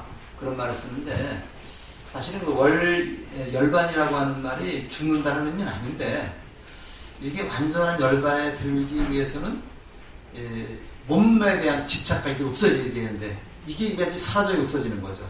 그래서 우리가 이제 열반에 드셨다. 그럴 때 이제 이렇게 죽었다는 뜻으로 이렇게 많이 씁니다. 그러니까 스님이 죽었다는 얘기를 안 하고 스님이 열반에 드셨다 이렇게 쓰죠. 그래서 이제 큰 스님이라고 하는 말도 쓰는데 사실 스님이 큰 스님, 작은 스님 어디 있어요? 근데 우리가 이제 큰 스님이라는 말을 너무 많이 쓰고 있어요. 너무 많이 쓰고 있는데 진짜 성철 스님이나 제 생각은요. 성철 스님이나 이제 그 법정 스님이나 우리 종종 스님이나 이런 분들한테만 큰 스님이라는 말 써야 됩니다. 사실 아무나 대고서 큰 스님 쓰는 거는 이거는 저 불교를 모르는 사람이 쓰는 건 괜찮아요. 우리가 이제 그 인천시장에 오셔가지고 우리 스님한테 큰 스님이라는 건 괜찮습니다. 그렇지만 우리가 그러는 건 아니다 생각합니다.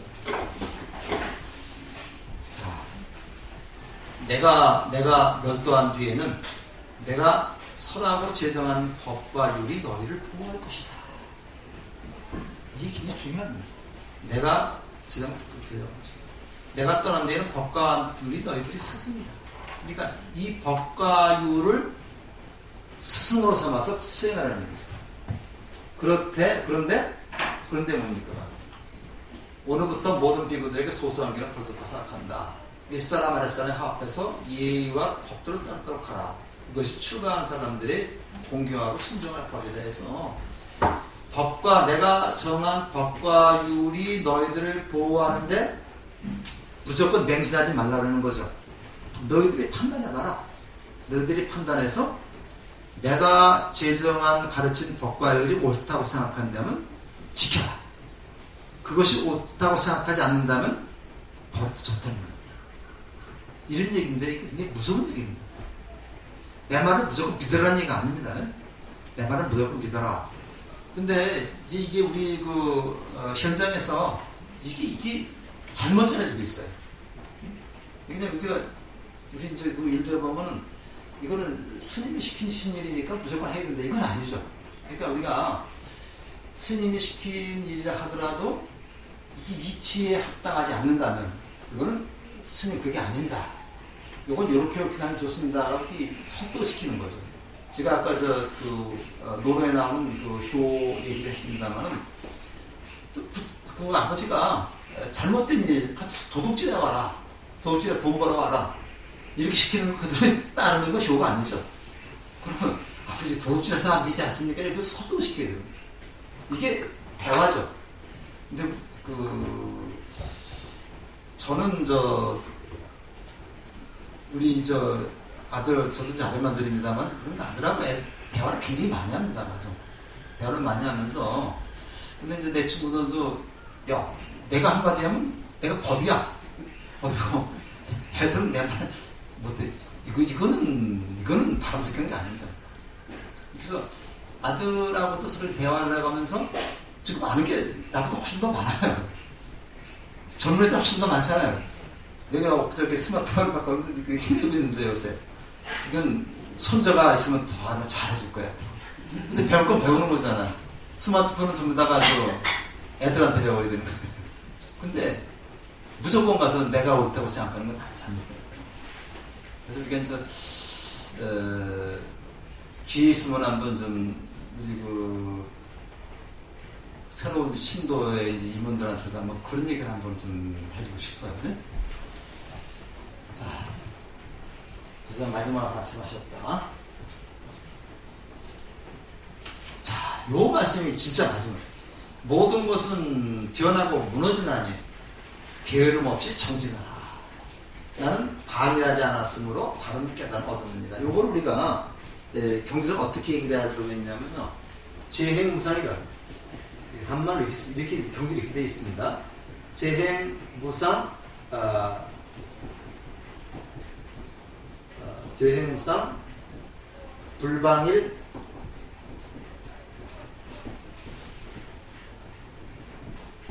정진. 이렇게 되어 있습니다. 재행무상, 불방일, 정진하라. 이게 부처님이 돌아가시면서 하신 마지막 말씀입니다. 그러니까 자등명, 법등명이라는 얘기는 부처님이 마지막으로 가르침을 주신 거고요. 그다음에 돌아가시 직전에 그 제자들한테 하는 얘기가 이 얘기입니다. 세상은 변한다. 세상의 모든 것은 무상하다. 이 무상하다는 것이 이제 우리가 그 염세적이다는 얘기를 생각하면 안 됩니다. 무상한 것에 대한 대책이 없으면 염세적인데 무상한 것을 어떻게 극복하는가를 부처님이 말씀하셨죠. 그러니까 세상은 변한다.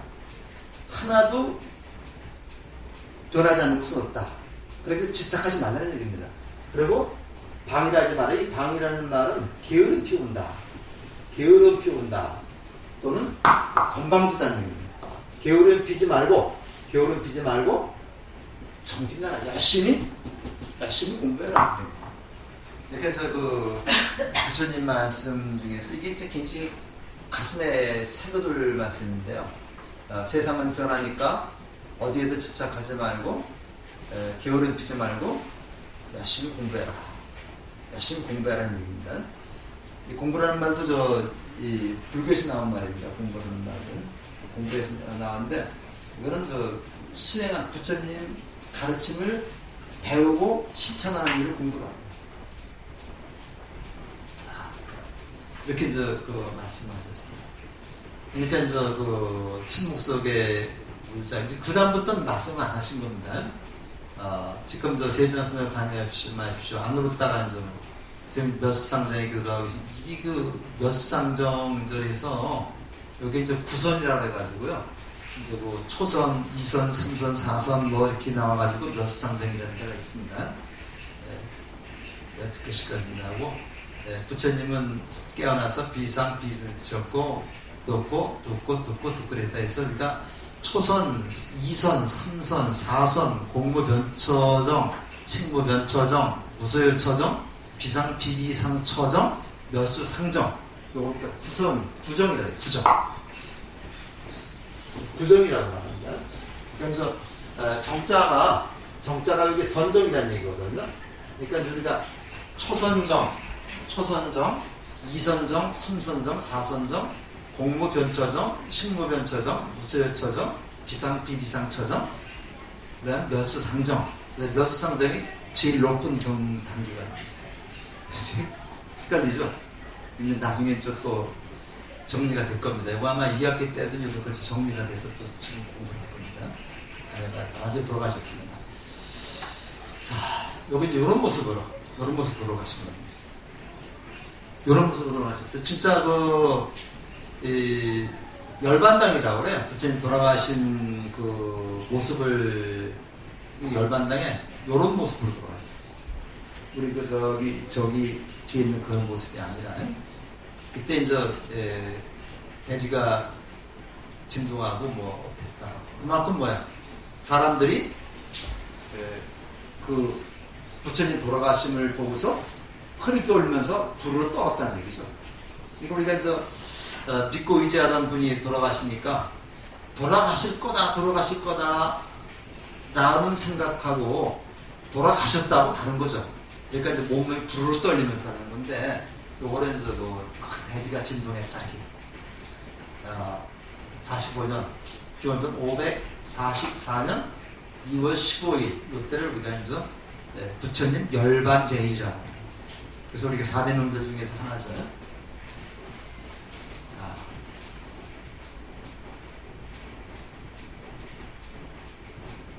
요겁니다. 모든 것은 변하고 문화의 겨울서 정진하라. 나는 이렇게 요겁니다. 제행무상 불방일 정진이다.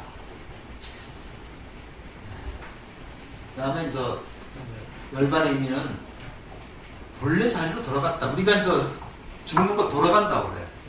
돌아간다는 말인데 그것도 아마 불교의 영향을 많이 받은 거라고 볼 수 있는데 우리 죽는다는 거 돌아간다 그러죠. 돌아간다는 말이 뭐예요?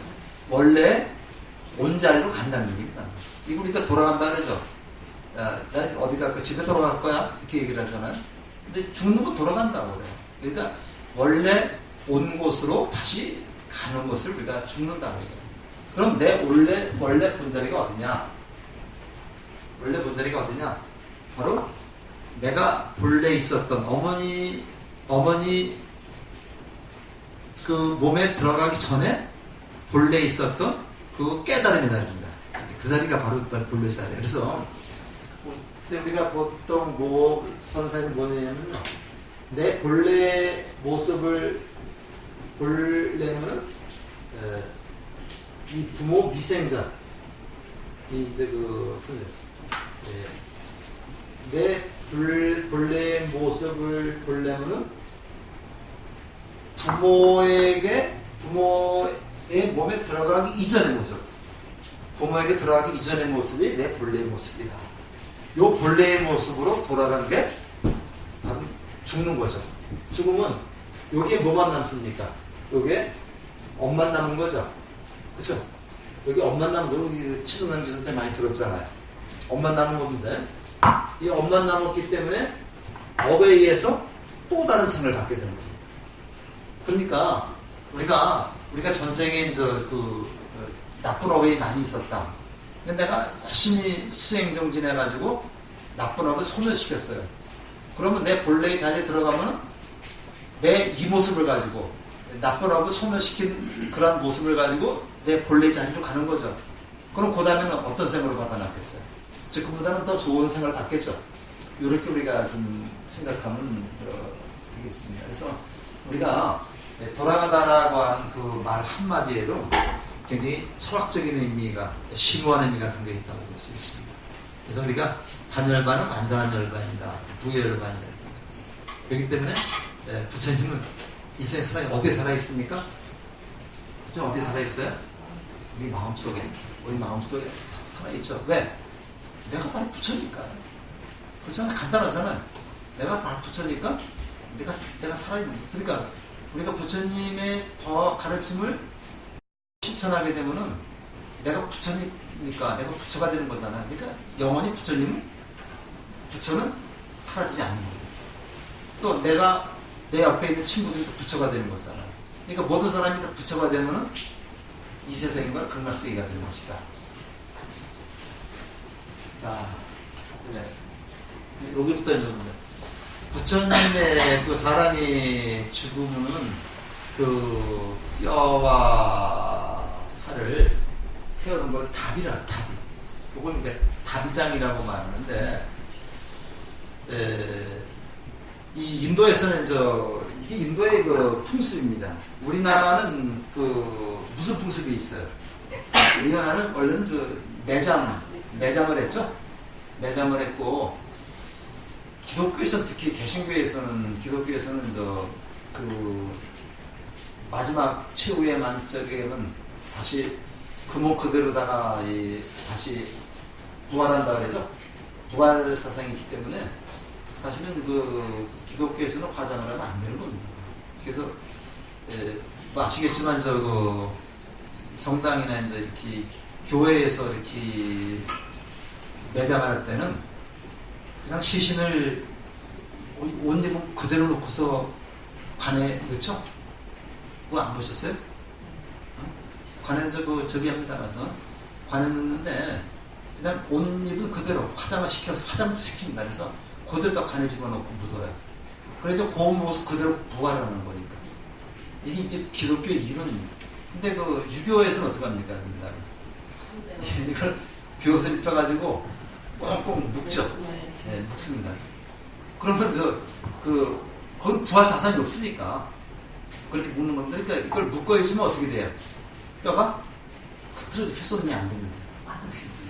파보면 또 여기저기 되지만 그래서 거기 묶으면 뼈가 그대로다가 나중에 보면 그대로다 남고 그게 이제 미라로 남는 경우도 있죠. 그렇게 남는데 이게 이제 동양하고 그 매장도 달라요. 근데 인도는 원래 더운 나라입니다. 더운 나라고 그러기 때문에 거기 일찌감치 화장하는 이게 시신이 조금 해서 부패하잖아요. 썩잖아요. 그리고 또 마땅히 이렇게 산소 매장할 만한 곳도 이렇게 많지가 않은가. 거기는 반나절 만에 그 잠을 치우는 글쎄 모르겠어요. 그런데 거기는 이렇게 강가로 가더라고요. 강가로 가는데 강에 가서 이제 이렇게 화장을 하는데 여자는 그 화장장에 못 간다고 그래요. 그 가이드가 돼야 하는데 못 가는데 겐지스 강에 가면요 거기 화장하는 데가 있습니다. 그래서 거기가 이제 불이 항상 그 밤에도 불이 켜서 겐지스강에서 그 배를 타고 쭉 보면은 그 가까이는 안 갑니다. 가까이는 안 가는데 이제 이렇게 멀리서 보면은 불이 그 화장하는 불이 모습이 있고 거기서 이제 그 영혼을 빌어주는 그런 얘기도 있고 그걸 다 이제 겐지스강 불에 뿌려 버리는 거죠. 근데 겐지스강 불에 뿌리고 거기서 다 이제 목욕을 하고 그 물을 먹고 또 그래요. 근데 이제 그렇기 때문에 불교에서도 그 화장풍속을 받아들여가지고 화장을 하는 겁니다. 부처님 화장하는 건데 그때 지금은 이렇게 냉동도 있었겠지만 그 당시에는 빨리 화장을 해야 됐겠죠. 근데 이제 거기 보면 거기도 이제 그 수용을 해야 되기 때문에 줄을 서고 그래야 됩니다. 만일 나와요 돌면 부처님 시신으로 다 베렸다 했다. 근데 이제 그 시신옹교 종유선삼에 대해서 꿈쩍도 하지 않았다. 근데 제가 관울도가 말했다는데 사실은 그 부처님이 돌아가신 곳이 요만큼이기 때문에요.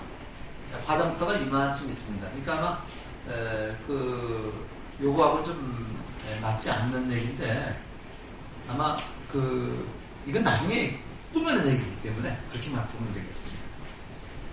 그래서 우리도 보통 사람이 죽으면은 죽은 자리에서 이렇게 하기도 하지만 일반적으로 요새는 전부 다 장례식장인데 병원을 모시죠. 우리가 어릴 때만 하더라도 이제 병원에서 이렇게 돌아가신다 그랬으면 집으로 모셨습니다.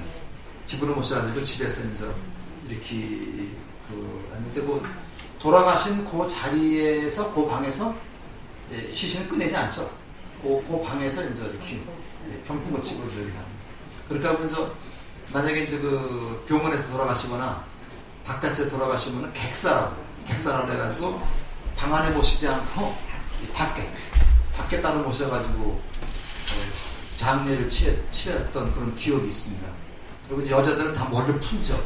그러면 머리 풀릴 생각이 있었는데 요즘에는 돌아가신 날은 병원으로 옮기죠. 문화가 많이 바뀌었습니다. 그 다음에, 그래서 이제 이렇게 해서 어떻든 이렇게 움직이지 않고 거기서 이제, 답의를 하려기로 하고 입관을 했습니다.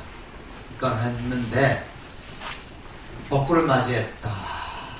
그래서 이제 이렇게 쭉 한번 읽어보시고 첨가솜으로 싸고 금관 속에 넣고 한 다음에 그 위에 첨가를 올렸다. 말로 입에다가 청개불을 붙였지만 불이 붙지 않았다. 근데 왜 불이 안 붙었느냐? 이때 가사파 가섭존자는 여기 없었어요. 여기 없었습니다. 그리고 저쪽에 그 다른 데서 제자들하고 이제 점퍼 활동을 있었는데 누가 지나가는 사람이 그 얘기를 하는 거야. 아니 곧다마 붙다는 사람이 돌아가셨답니다. 이 소식에 그때는 뭐 그 편지도 없고 아무것도 없었으니까. 그러니까 그 소식을 듣고서 가사빠가 그 제자들이고 부랴부랴 이제 여기까지 왔어요. 그 시간이 꽤 걸렸죠. 꽤 걸려갖고 왔는데 이미 부처님의 시신을 관 속에 다 입관을 시킨다.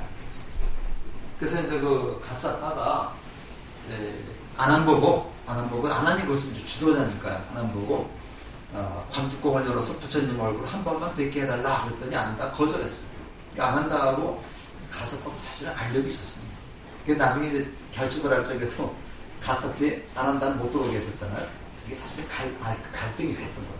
알력이 서로 시세어서 그런 알력이 있었는데 그러니까 이제 문을 안 열어주니까 그 관뚜껑 안 열어주니까 이제 이게 나오잖아요. 예배 안 열어주니까 그냥 그 가섭존자가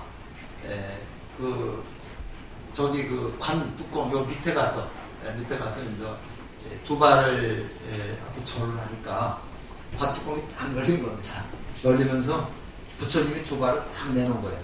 이것이 가섭과 가섭과 부처님 사이의 세 번째 이심전심이라고 해서 사라수와 박시상부라고 그래요.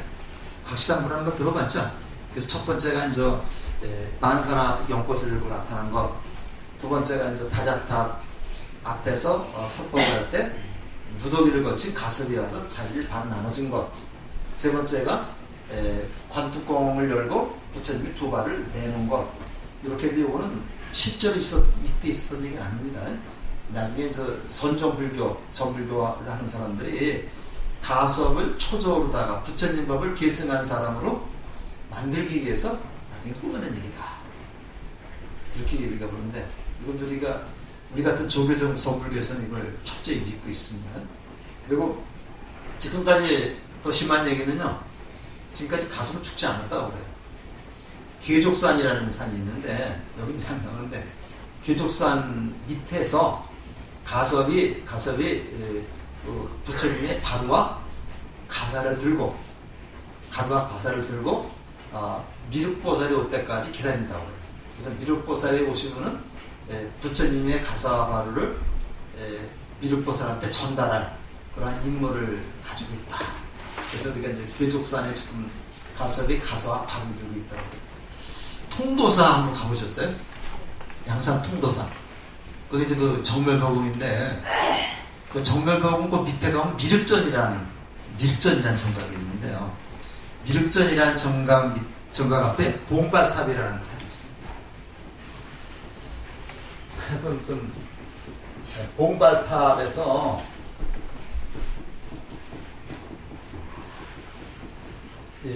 봉발탑입니다. 이 발자가 여기가 바로입니다. 바로 밥그릇. 이 밥그릇 발자인데 이 탑이 일반적으로 우리 저런 탑이 아니라 이렇게 해서 밥그릇 하나 얹어놓은 탑이 있어요. 이게 봉밥탑이거든요. 이것이 가섭존자가 지금 가지고 있으면서 미륵보살이 올 때 드린다 그래서 그거를 상징적으로 만들어 놓은 게 통도사 미륵전 앞에 봉밥탑이 있습니다. 나중에 한번 가시면 우리 그 통도사는 불보사찰이죠. 가시면은 한번 보시고서 거기에 설명이 어떻게 되는지 이런 설명이 돼 있을 겁니다. 그래서 그렇게 우리가 보시면은 또 좀 의미가 있지 않을까 하는 생각이. 그래서 뒤에 붙었다. 그래서 이제 어쨌든 간에 이제 그 가사빠를 비롯한 그 서프세스도 들고 녹인 수록이 타지 않은 사리를 수습했다. 사리를 수습한 건 습골이야, 습골. 습골이라 해가지고 이제 스님이 돌아가시고 사를 답의를 하게 되면요. 거기에 있는 깨끗한 종이에다가 뼈를 다 골라냅니다. 젓가락으로다가 깨끗한 종이에다가 이제 그 뼈를 다 골라서 종이에다 넣어서 요거를 가지고 이제 그 방으로 들어가서 그 뼈를 하나하나 쪼개가지고 그 속에 살을 찾아내요. 요걸 이제 그래서 요걸 습골이라고 해요. 근데 사실은요, 살이라고 하는 것이 살이라고 얘기하는데, 살이라는 게 무슨 뭐 유골이라는 뜻이에요, 유골. 그래서 부처님의 그 몸을 화장해서 나온 유골은 다 살입니다, 이게. 그리고 진신살이라고 해서, 우리 지금도 건봉사 가면 부처님의 치아살이 5과를 지금도 우리가 눈으로 확인할 수가 있어요. 그리고 건봉사하고 대웅전 옆에 뭐 관음전인가 거기 가면 부처님 살을 친견할 수 있는 있는데, 여기 들어가면 5과를 갖다 친견할 수 있는데, 사진 찍지 말라고 하는데 나는 사진 한번 찍어본 적이 있었습니다. 그래서 이제 스마트폰만 가져가면 되니까요. 근데 이제 여름에 이제 가서 보고 나오니까 건봉사 보살님들이 이제 감자를 이만큼 삶아서 이렇게 갖다 놓고, 예, 가져가서 먹으라 그래서 아주 맛있게 먹고 있어요. 절에 가면 그런 서비스도 좀 있어야 좋죠. 근데 어떤 사진은 그냥 뼈이기 때문에 그냥 갈색, 회색 나는, 예, 그런 살도 있고요. 어떤 거는 아주 영롱하게 빛이 나는 것도 있고 그렇습니다. 이 부처님의 사리가 84,000과가 나왔다고 그래요. 84,000과니까 이거는 어마어마하게 많다는 얘기입니다. 많다는 얘기인데, 이 사리가 중국을 거쳐가지고 우리 자장률사가 오대산에서 문수보살한테 100과, 이거 사리는 과라고 그래요. 100과를 받아와서 이 100과를 5군데 나눠 모신 게 우리 오대 정멸도군입니다. 그래서 어디? 첫째, 통도사. 두 번째, 우리 저기 있죠? 금강산, 설악산, 봉정암 있죠? 정골살이라고 여기 살이고, 그 다음에 오대산에 가면 상원사 정멸궁 있죠. 그 다음에 영월에 가면 법풍사하고 정암사, 법풍사하고 정암사는 영월에 있습니다. 그래서 우리 먼저 정선에 갔을 때는 법풍사를 갔다 왔었는데, 이번에는 이제 아마 이번 6월 2일 날은 거기가 시간이 없는 모양이라서 그냥 아쉽게도 절을 못 가고 그냥 뮤지컬만 보고 오는데, 이때 모인 족속이 아자마가다고 외살 이짝이죠. 삭가족은 이제 부처님 후예들입니다. 그 다음에 볼리족, 꼴리아족, 그 다음에 외대 바라문들, 여기에다가 이제 이 말라족해서 모두 8나라가 와서 사리를 자기가 가져가겠다고 했어요. 이게 전쟁이 일어날 그 상황이니까 도난하는 사람이 제안을 했습니다. 부처님의 사리를 공평하게 나누는 온 세상에 살탑을 세웁시다. 그래야 인류가 세상에 비친 부처님을 믿고 따르게 합시다 해서 도나가 이제 공평하게 8몫을 나눴어요. 그래서 8몫을 나눠가지고 이 8나라가 하나씩 가져가서 각 자기 나라에 사리탑을 세웠습니다. 그 다음에 이제 용기, 사리를 다루었던 용기는 도나가 가져가서 이 도나가 그 용기를 거기다 넣고 또 탑을 세웠어요. 그 다음에 마지막으로 또 한 나라가 왔습니다. 몰리아족이 왔는데 보니까 아무도 없는 거야. 그래서 재만 남아있기 때문에 재를 가져다가 탑을 세웠습니다. 그러니까 탑이 모두 몇 개가 있어요? 10개죠. 이걸 우리가 근본 10탑. 근본 10탑이라는데 이 중에서 진짜 사리를 모신 탑은 8개죠. 그래서 근본 8탑, 여기다가 2개 더 붙여서 근본 10탑이라고 얘기해요. 그래서 우리가 이제 하는데, 지금은 사리 대신에 탑을 질 때 경전을 넣게 되기 때문에 경전도 부처님의 사리라고 얘기를 하기도 합니다. 자, 그런데 이게 근본 8탑입니다. 아소카 왕이 200년, 부처님은 한 200년쯤 뒤입니다. 아소카 왕이 전륜성왕이 되면서 불교를 전 세계로 다 홍포하게 됩니다. 근데 그냥 갈 수 없잖아요. 그냥 갈 수 없으니까 부처님의 사리탑을 해체합니다. 해체해가지고 부처님의 사리를 조금씩 나눠가지고서 이것이 부처님의 사리입니다 하면서 가지고 가면서 포도를 합니다. 그래서 부처님의 사리탑을 해체해가지고 이거를 가지고 뭐 스리랑카를 비롯해서 중국 불교 막 이렇게 전해지죠. 그래서 세계 불교로 전하기 위해서 포교하기 위해서 사리탑을 해체를 합니다. 8개를 모두 해체를 해요. 그런데 그 중에 한 탑을 해체하다 보니까 그 중에 한 탑을 그래서 한 3분의 한 2쯤인가 이렇게 사리를 이렇게 발굴해 놨는데 사리를 해체하다 천둥병력이 막 실제로 천둥병력이 막 일어나면서 땅이 막 흔들리고 그래요. 진짜 비도 오면서. 그러니까 이제 그걸 해체하던 사람들이 야 이거는 부처님의 뜻인가 보다. 이건 해체하지 말라는 뜻인가 보다 해서 그 다음에 발굴을 중단했습니다. 발굴을 중단하고 지나오다가 거기다가 이렇게 이제 그 보호막을 이렇게 쳐놨어요. 지금 우리가 이제 인도 성지순례 가면 고기도 우리가 보게 됩니다. 보게 되는데 해설자들은 이제 저기 사리가 얼마나 있는지 모른대요. 근데 이제 부처님의 뜻이라고 생각하고 더 이상 거기서는 그 한 군데서만은 사리를 채취하지 않았다 그런 얘기를 합니다. 그래서 그 사리가 우리나라까지 온 거고요. 요즘에 뭐 미얀마만 갔다 오면 부처님의 신신사리 다 모셔오는 사람들이 있는데 그건 우리끼리 얘기인데요. 미얀마에서는 그냥 부처님의 사리만 신신사리라고 하지 않는데 일반 스님의 사리도 다 이렇게 그러니까 그냥 우리가 모셔와서 부처님의 사리라고 생각하면 사리가 되는 거고 저 부여에 어떤 절에 가보니까 특히 탑이 닫힌 탑이 이렇게 조금 낮은 탑이 이렇게 있는데 거기서 이렇게 사리탑을 이렇게 사리를 볼 수 있게끔 만들어 놨더라고요. 이렇게 유리를 만들어 가지고 하면서 두 가를 모셔놨는데 그게 세 가로 불어났대. 그랬는데 그런 거는 뭐 이렇게 너무 거기다 신경을 안 쓰고 그냥 그런가 보다 하면서 보면 되는 거죠. 네.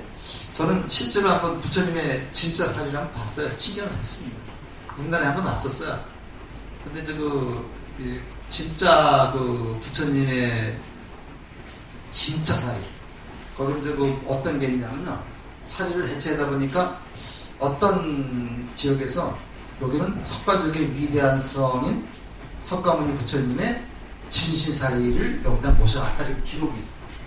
돌로 새긴 기록이 있어요. 그래서 그 기록을 그것만은 따로 데다가 인도 가지고 그냥 가장 대통령궁이라 해요. 갖다가 이렇게 모셔놨는데 진짜 그건 아니고 그것보다 그 옆에 있던 게 이제 우리나라에 한번 본 적이 있었습니다. 에버랜드가 있었죠. 에버랜드가 옛날에 자연농원이잖아요. 자연농원인데 용인 자연농원이라고 있을 때 그때 무슨 인연인지 모르지만 그때 그 사리를 모셔온 적이 있었습니다. 그래갖고 제가 집사람하고 저도 한 30대밖에 안 됐을 거예요. 그래서 그때 실제로 가서 주로 쭉 서가지고 부처님의 사리를 챙겨냈는데 요 정도 손톱만한 요 정도들이 한 10개 정도 있는데 회색빛 나는 그런 사리더라고요. 그런 사리가 꼭 빛만 나는 사리가 있는 건 아닙니다. 근데 그 뒤에 그 진짜 사리 모셔왔다는 소리는 못 들었습니다. 자, 근데 이런 게 있어요 또. 부처님의 발멸관 소식을 듣고 슬퍼졌을 때 한 비구가 이거 수바따라는 비구 잔소리하는 분이 기쁘다는 말을 했습니다. 수바따 또는 수바따라는데 이 수바따라고 하는 비구인데요. 이름까지 정해져 있습니다. 이 수바따가 아까 전 시간에 그 부처님의 마지막 제자의 수바따라는 제자가 있었다 그랬죠. 그 수바따가 아닙니다. 그 수바따가 아닌 다른 수바따라는 제자가 있었는데 이런 얘기를 하는 거예요. 근데 이거를 잘못하는 분들은요. 그 마지막 제자 수바따가 한 걸로 알고 있어요. 근데 그 마지막 제자 수바따는 부처님의 지켜로 바로 죽었습니다. 스스로 죽었어요. 근데 이제 이 수바따라고 하는 그 젊은 친구가 잔소리하는 사람이 지금 얼마나 좋으냐? 근데 왜 슬퍼하냐 이렇게 얘기를 했어요. 이 얘기 누가 들었느냐면 가섭이 들었습니다.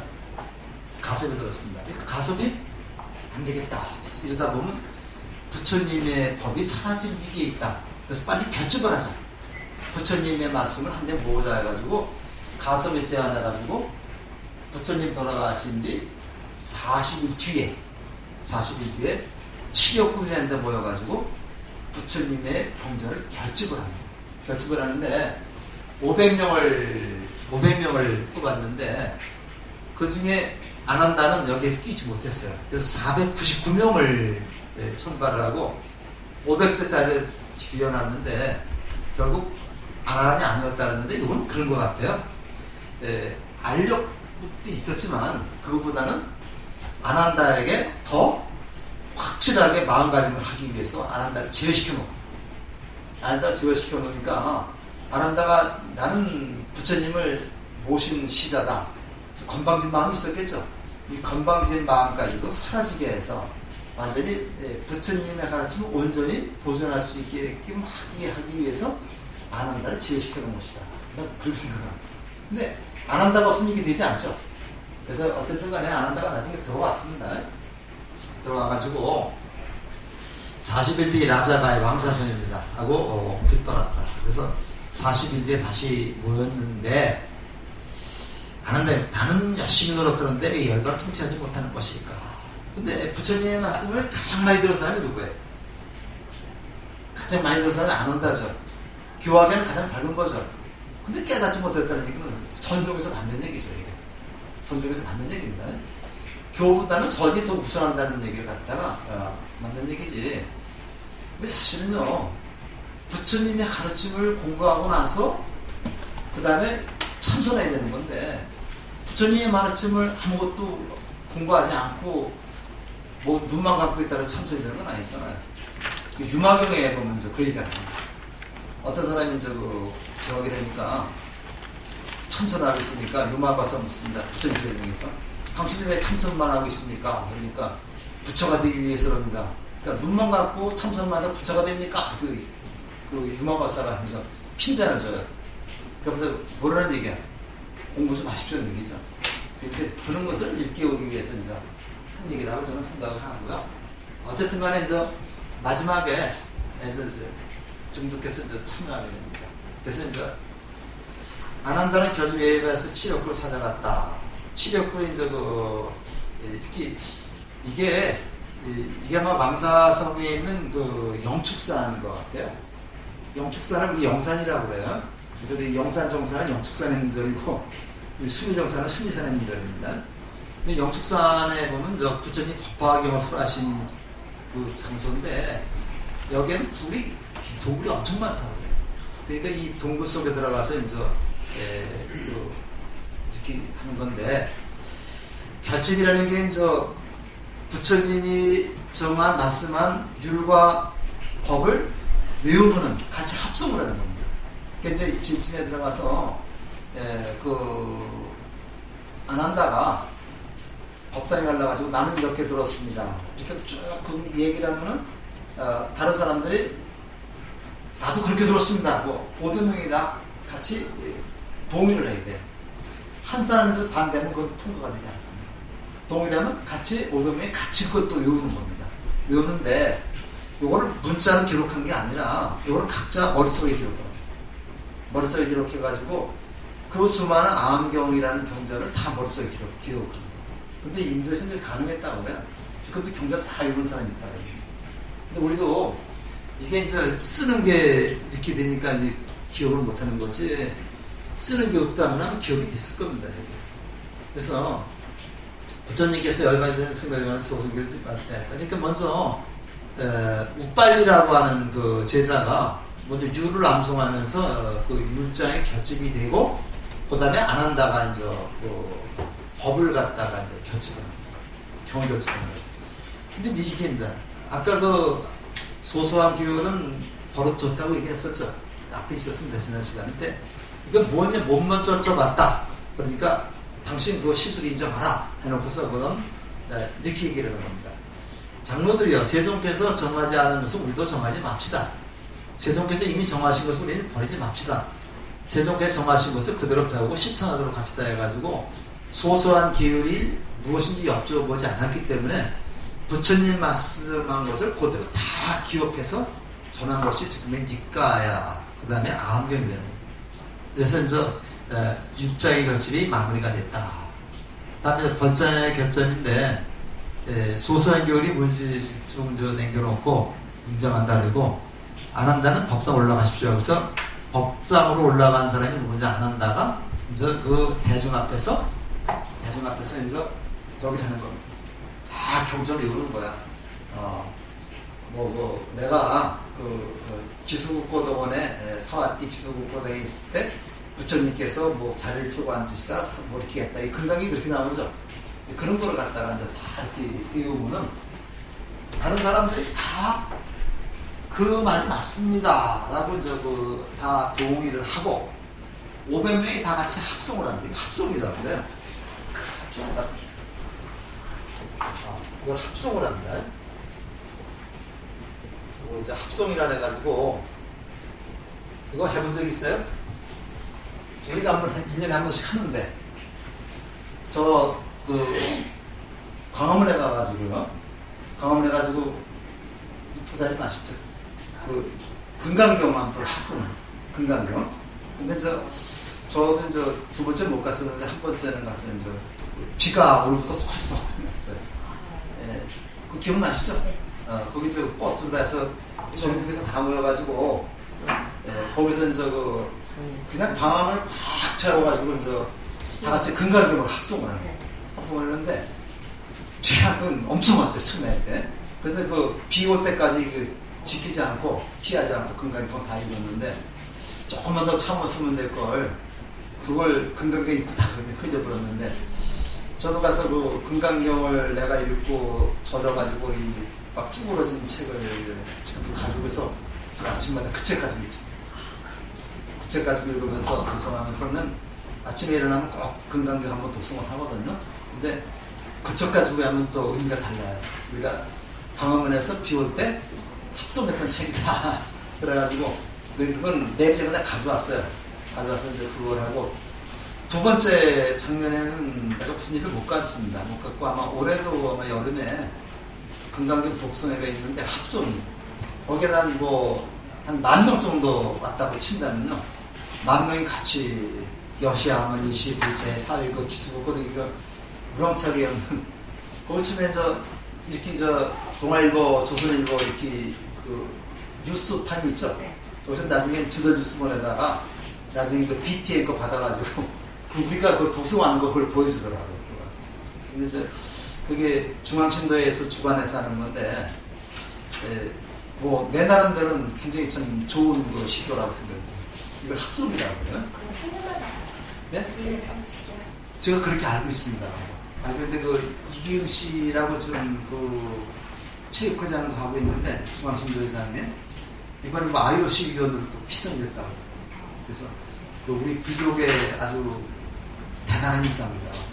중앙신도 회장이면서 대한체육회 회장이면서 이번에 IOC 위원으로 됐다고 그러는데 가끔 가다 보면 체육회장님 또 부정이 열렸다 그러는데 꿋꿋하게 지키고 있어요. 그래서 한번 여름에 한번 가자면 같이 가서 우리가 목소리 높여가지고 같이 합성하면 그냥 소름이 끼칠 정도로다가 좋아요. 저녁에 여름밤에 아주 쫙 해놓고 올해도 할 겁니다 아마. 그래서 저는 이거 우리가 여시함입니다. 여시함이라는데 요 얘기도 또 우리가 좀 잘 또 여시함입니다. 요게 모든 경전에는 요게 돼 있죠. 여시함은 해가지고 나중에는 신수공행이라고.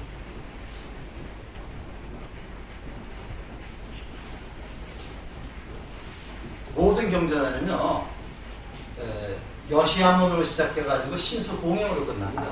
그래서 이와 같이 내가 들었다. 내가 누구예요? 내가 안한이죠. 안 왔는데 내가 어떤 책을 보니까 누가 지금 또 쓴 분이 계시더라고요. 들었다라는 말하고 들렸다라는 말은 다른 말이죠. 들었다라는 말은 내가 듣고 싶은 걸 내 주관에 따라서 들었다는 말. 그렇게 있고 들렸다는 말은 내 주관과는 상관없이 상대방이 얘기하는 것을 있는 그대로 들었다는 거예요. 이거 들었다는 것은 의지가 들어가 있는 거고, 들렸다는 말은 내 의지가 들어가 있지 않은 거거든요. 그래서 어떤 분이 쓴 글을 읽어보니까, 안 하니 자기 의지로 다 부처님 말씀을 듣는 게 아니라, 부처님 말씀을 자기 의지와 상관없이 있는 그대로 받아들였다는 얘기예요. 그래서 이걸 이와 같이 들었다가 아니라 이와 같이 들렸다 이렇게 바꿔야 된다고 한 사람이 그렇게 쓴 글을 내가 읽었는데 굉장히 내 공감을 많이 했어요. 우리가 상대방하고 얘기를 할 때 내가 상대방의 말을 들을 때는 내가 필요한 것만 골라는 거예요. 우리 사람한테 맨날 욕 먹습니다. 뭐 찾아오려면 뭐 찾아오려면 그게 제일 어렵더라고요. 뭐 찾아오려면. 근데 항상 가면 뭐 두세 번 야단을 맞아야지만 찾아오게 되시니까. 그래서 이제 근데 나만 그런 게 아니라 얘기 들어보면요. 다 그래요. 남자들이 다 그러더라고요. 근데 우리가 아까도 뭐 진짜 여기가 되네. 근데 다 그러더라고요. 그러니까 이제 두뇌 구조가 다르다고 그래. 근데 이제 이것도 사람들은 내가 듣고 싶은 것만 들으니까. 그래서 이렇게 뭐 만약 신수공행 믿고 이거 받아들일 수 있잖아요. 믿고 받아들여서 받도록 하겠다. 이제 이게 중요한 거죠. 내가 그냥 이런 게 아니라 내가 받아들여서 하겠다. 부처님의 말씀을 그대로 실천했다는 얘기입니다. 그래서 우리가 이제 이걸 그래서 이렇게 처음에 이렇게 얘기한 거를 제1결집이라고 해요. 결집이 이제 제1결집, 제2결집, 제3결집, 제4결집이 있습니다. 4결집까지 있고 이제 5결집하고 6결집은 이제 미얀마에서 있었어요. 미얀마에서 최근에 있어가지고 미얀마에 이제 어떤 절에 가면요, 한 200여 개가 되는 대리석으로 만든 하얀 집이 있는데 그 집에다가 이제 경전을 대리석 그 돌에다가 경전을 다 세워놨어요. 아주 굉장히 큰 경험입니다. 그래서 이제 5결집하고 6결집은 미얀마에 있었는데 그건 최근에 있는 거고 보통 1결집, 2결집, 3결집, 4결집이 있는데 그걸 제1결집이라고 그래요. 그걸 아마 이제 2학기 때 우리가 좀 또 배울 것이고요. 영원히 꺼지지 않을 지브리터라는데 500명의 요게 미아리가 부스를 흔들었는데 우리 한 10,000명 정도가 광화문 앞에서 이렇게 크게 애우면 막 소울이 드쓱드쓱 할 겁니다. 그래서 저 황아무개도 한번 좀 들어보라고. 그렇죠. 그 다음에 그냥 이겁니다. 그래서 여기까지만 하시고, 예, 오늘 내용 좀 많아서 좀 쉬지도 못하고 빨리 했는데 여기 지금 5분입니다. 그래서 비도 오셨는데 지금 농사꾼들은 지금 비가 아마 굉장히 단비일 겁니다. 그래서 수고 많이 하셨고요.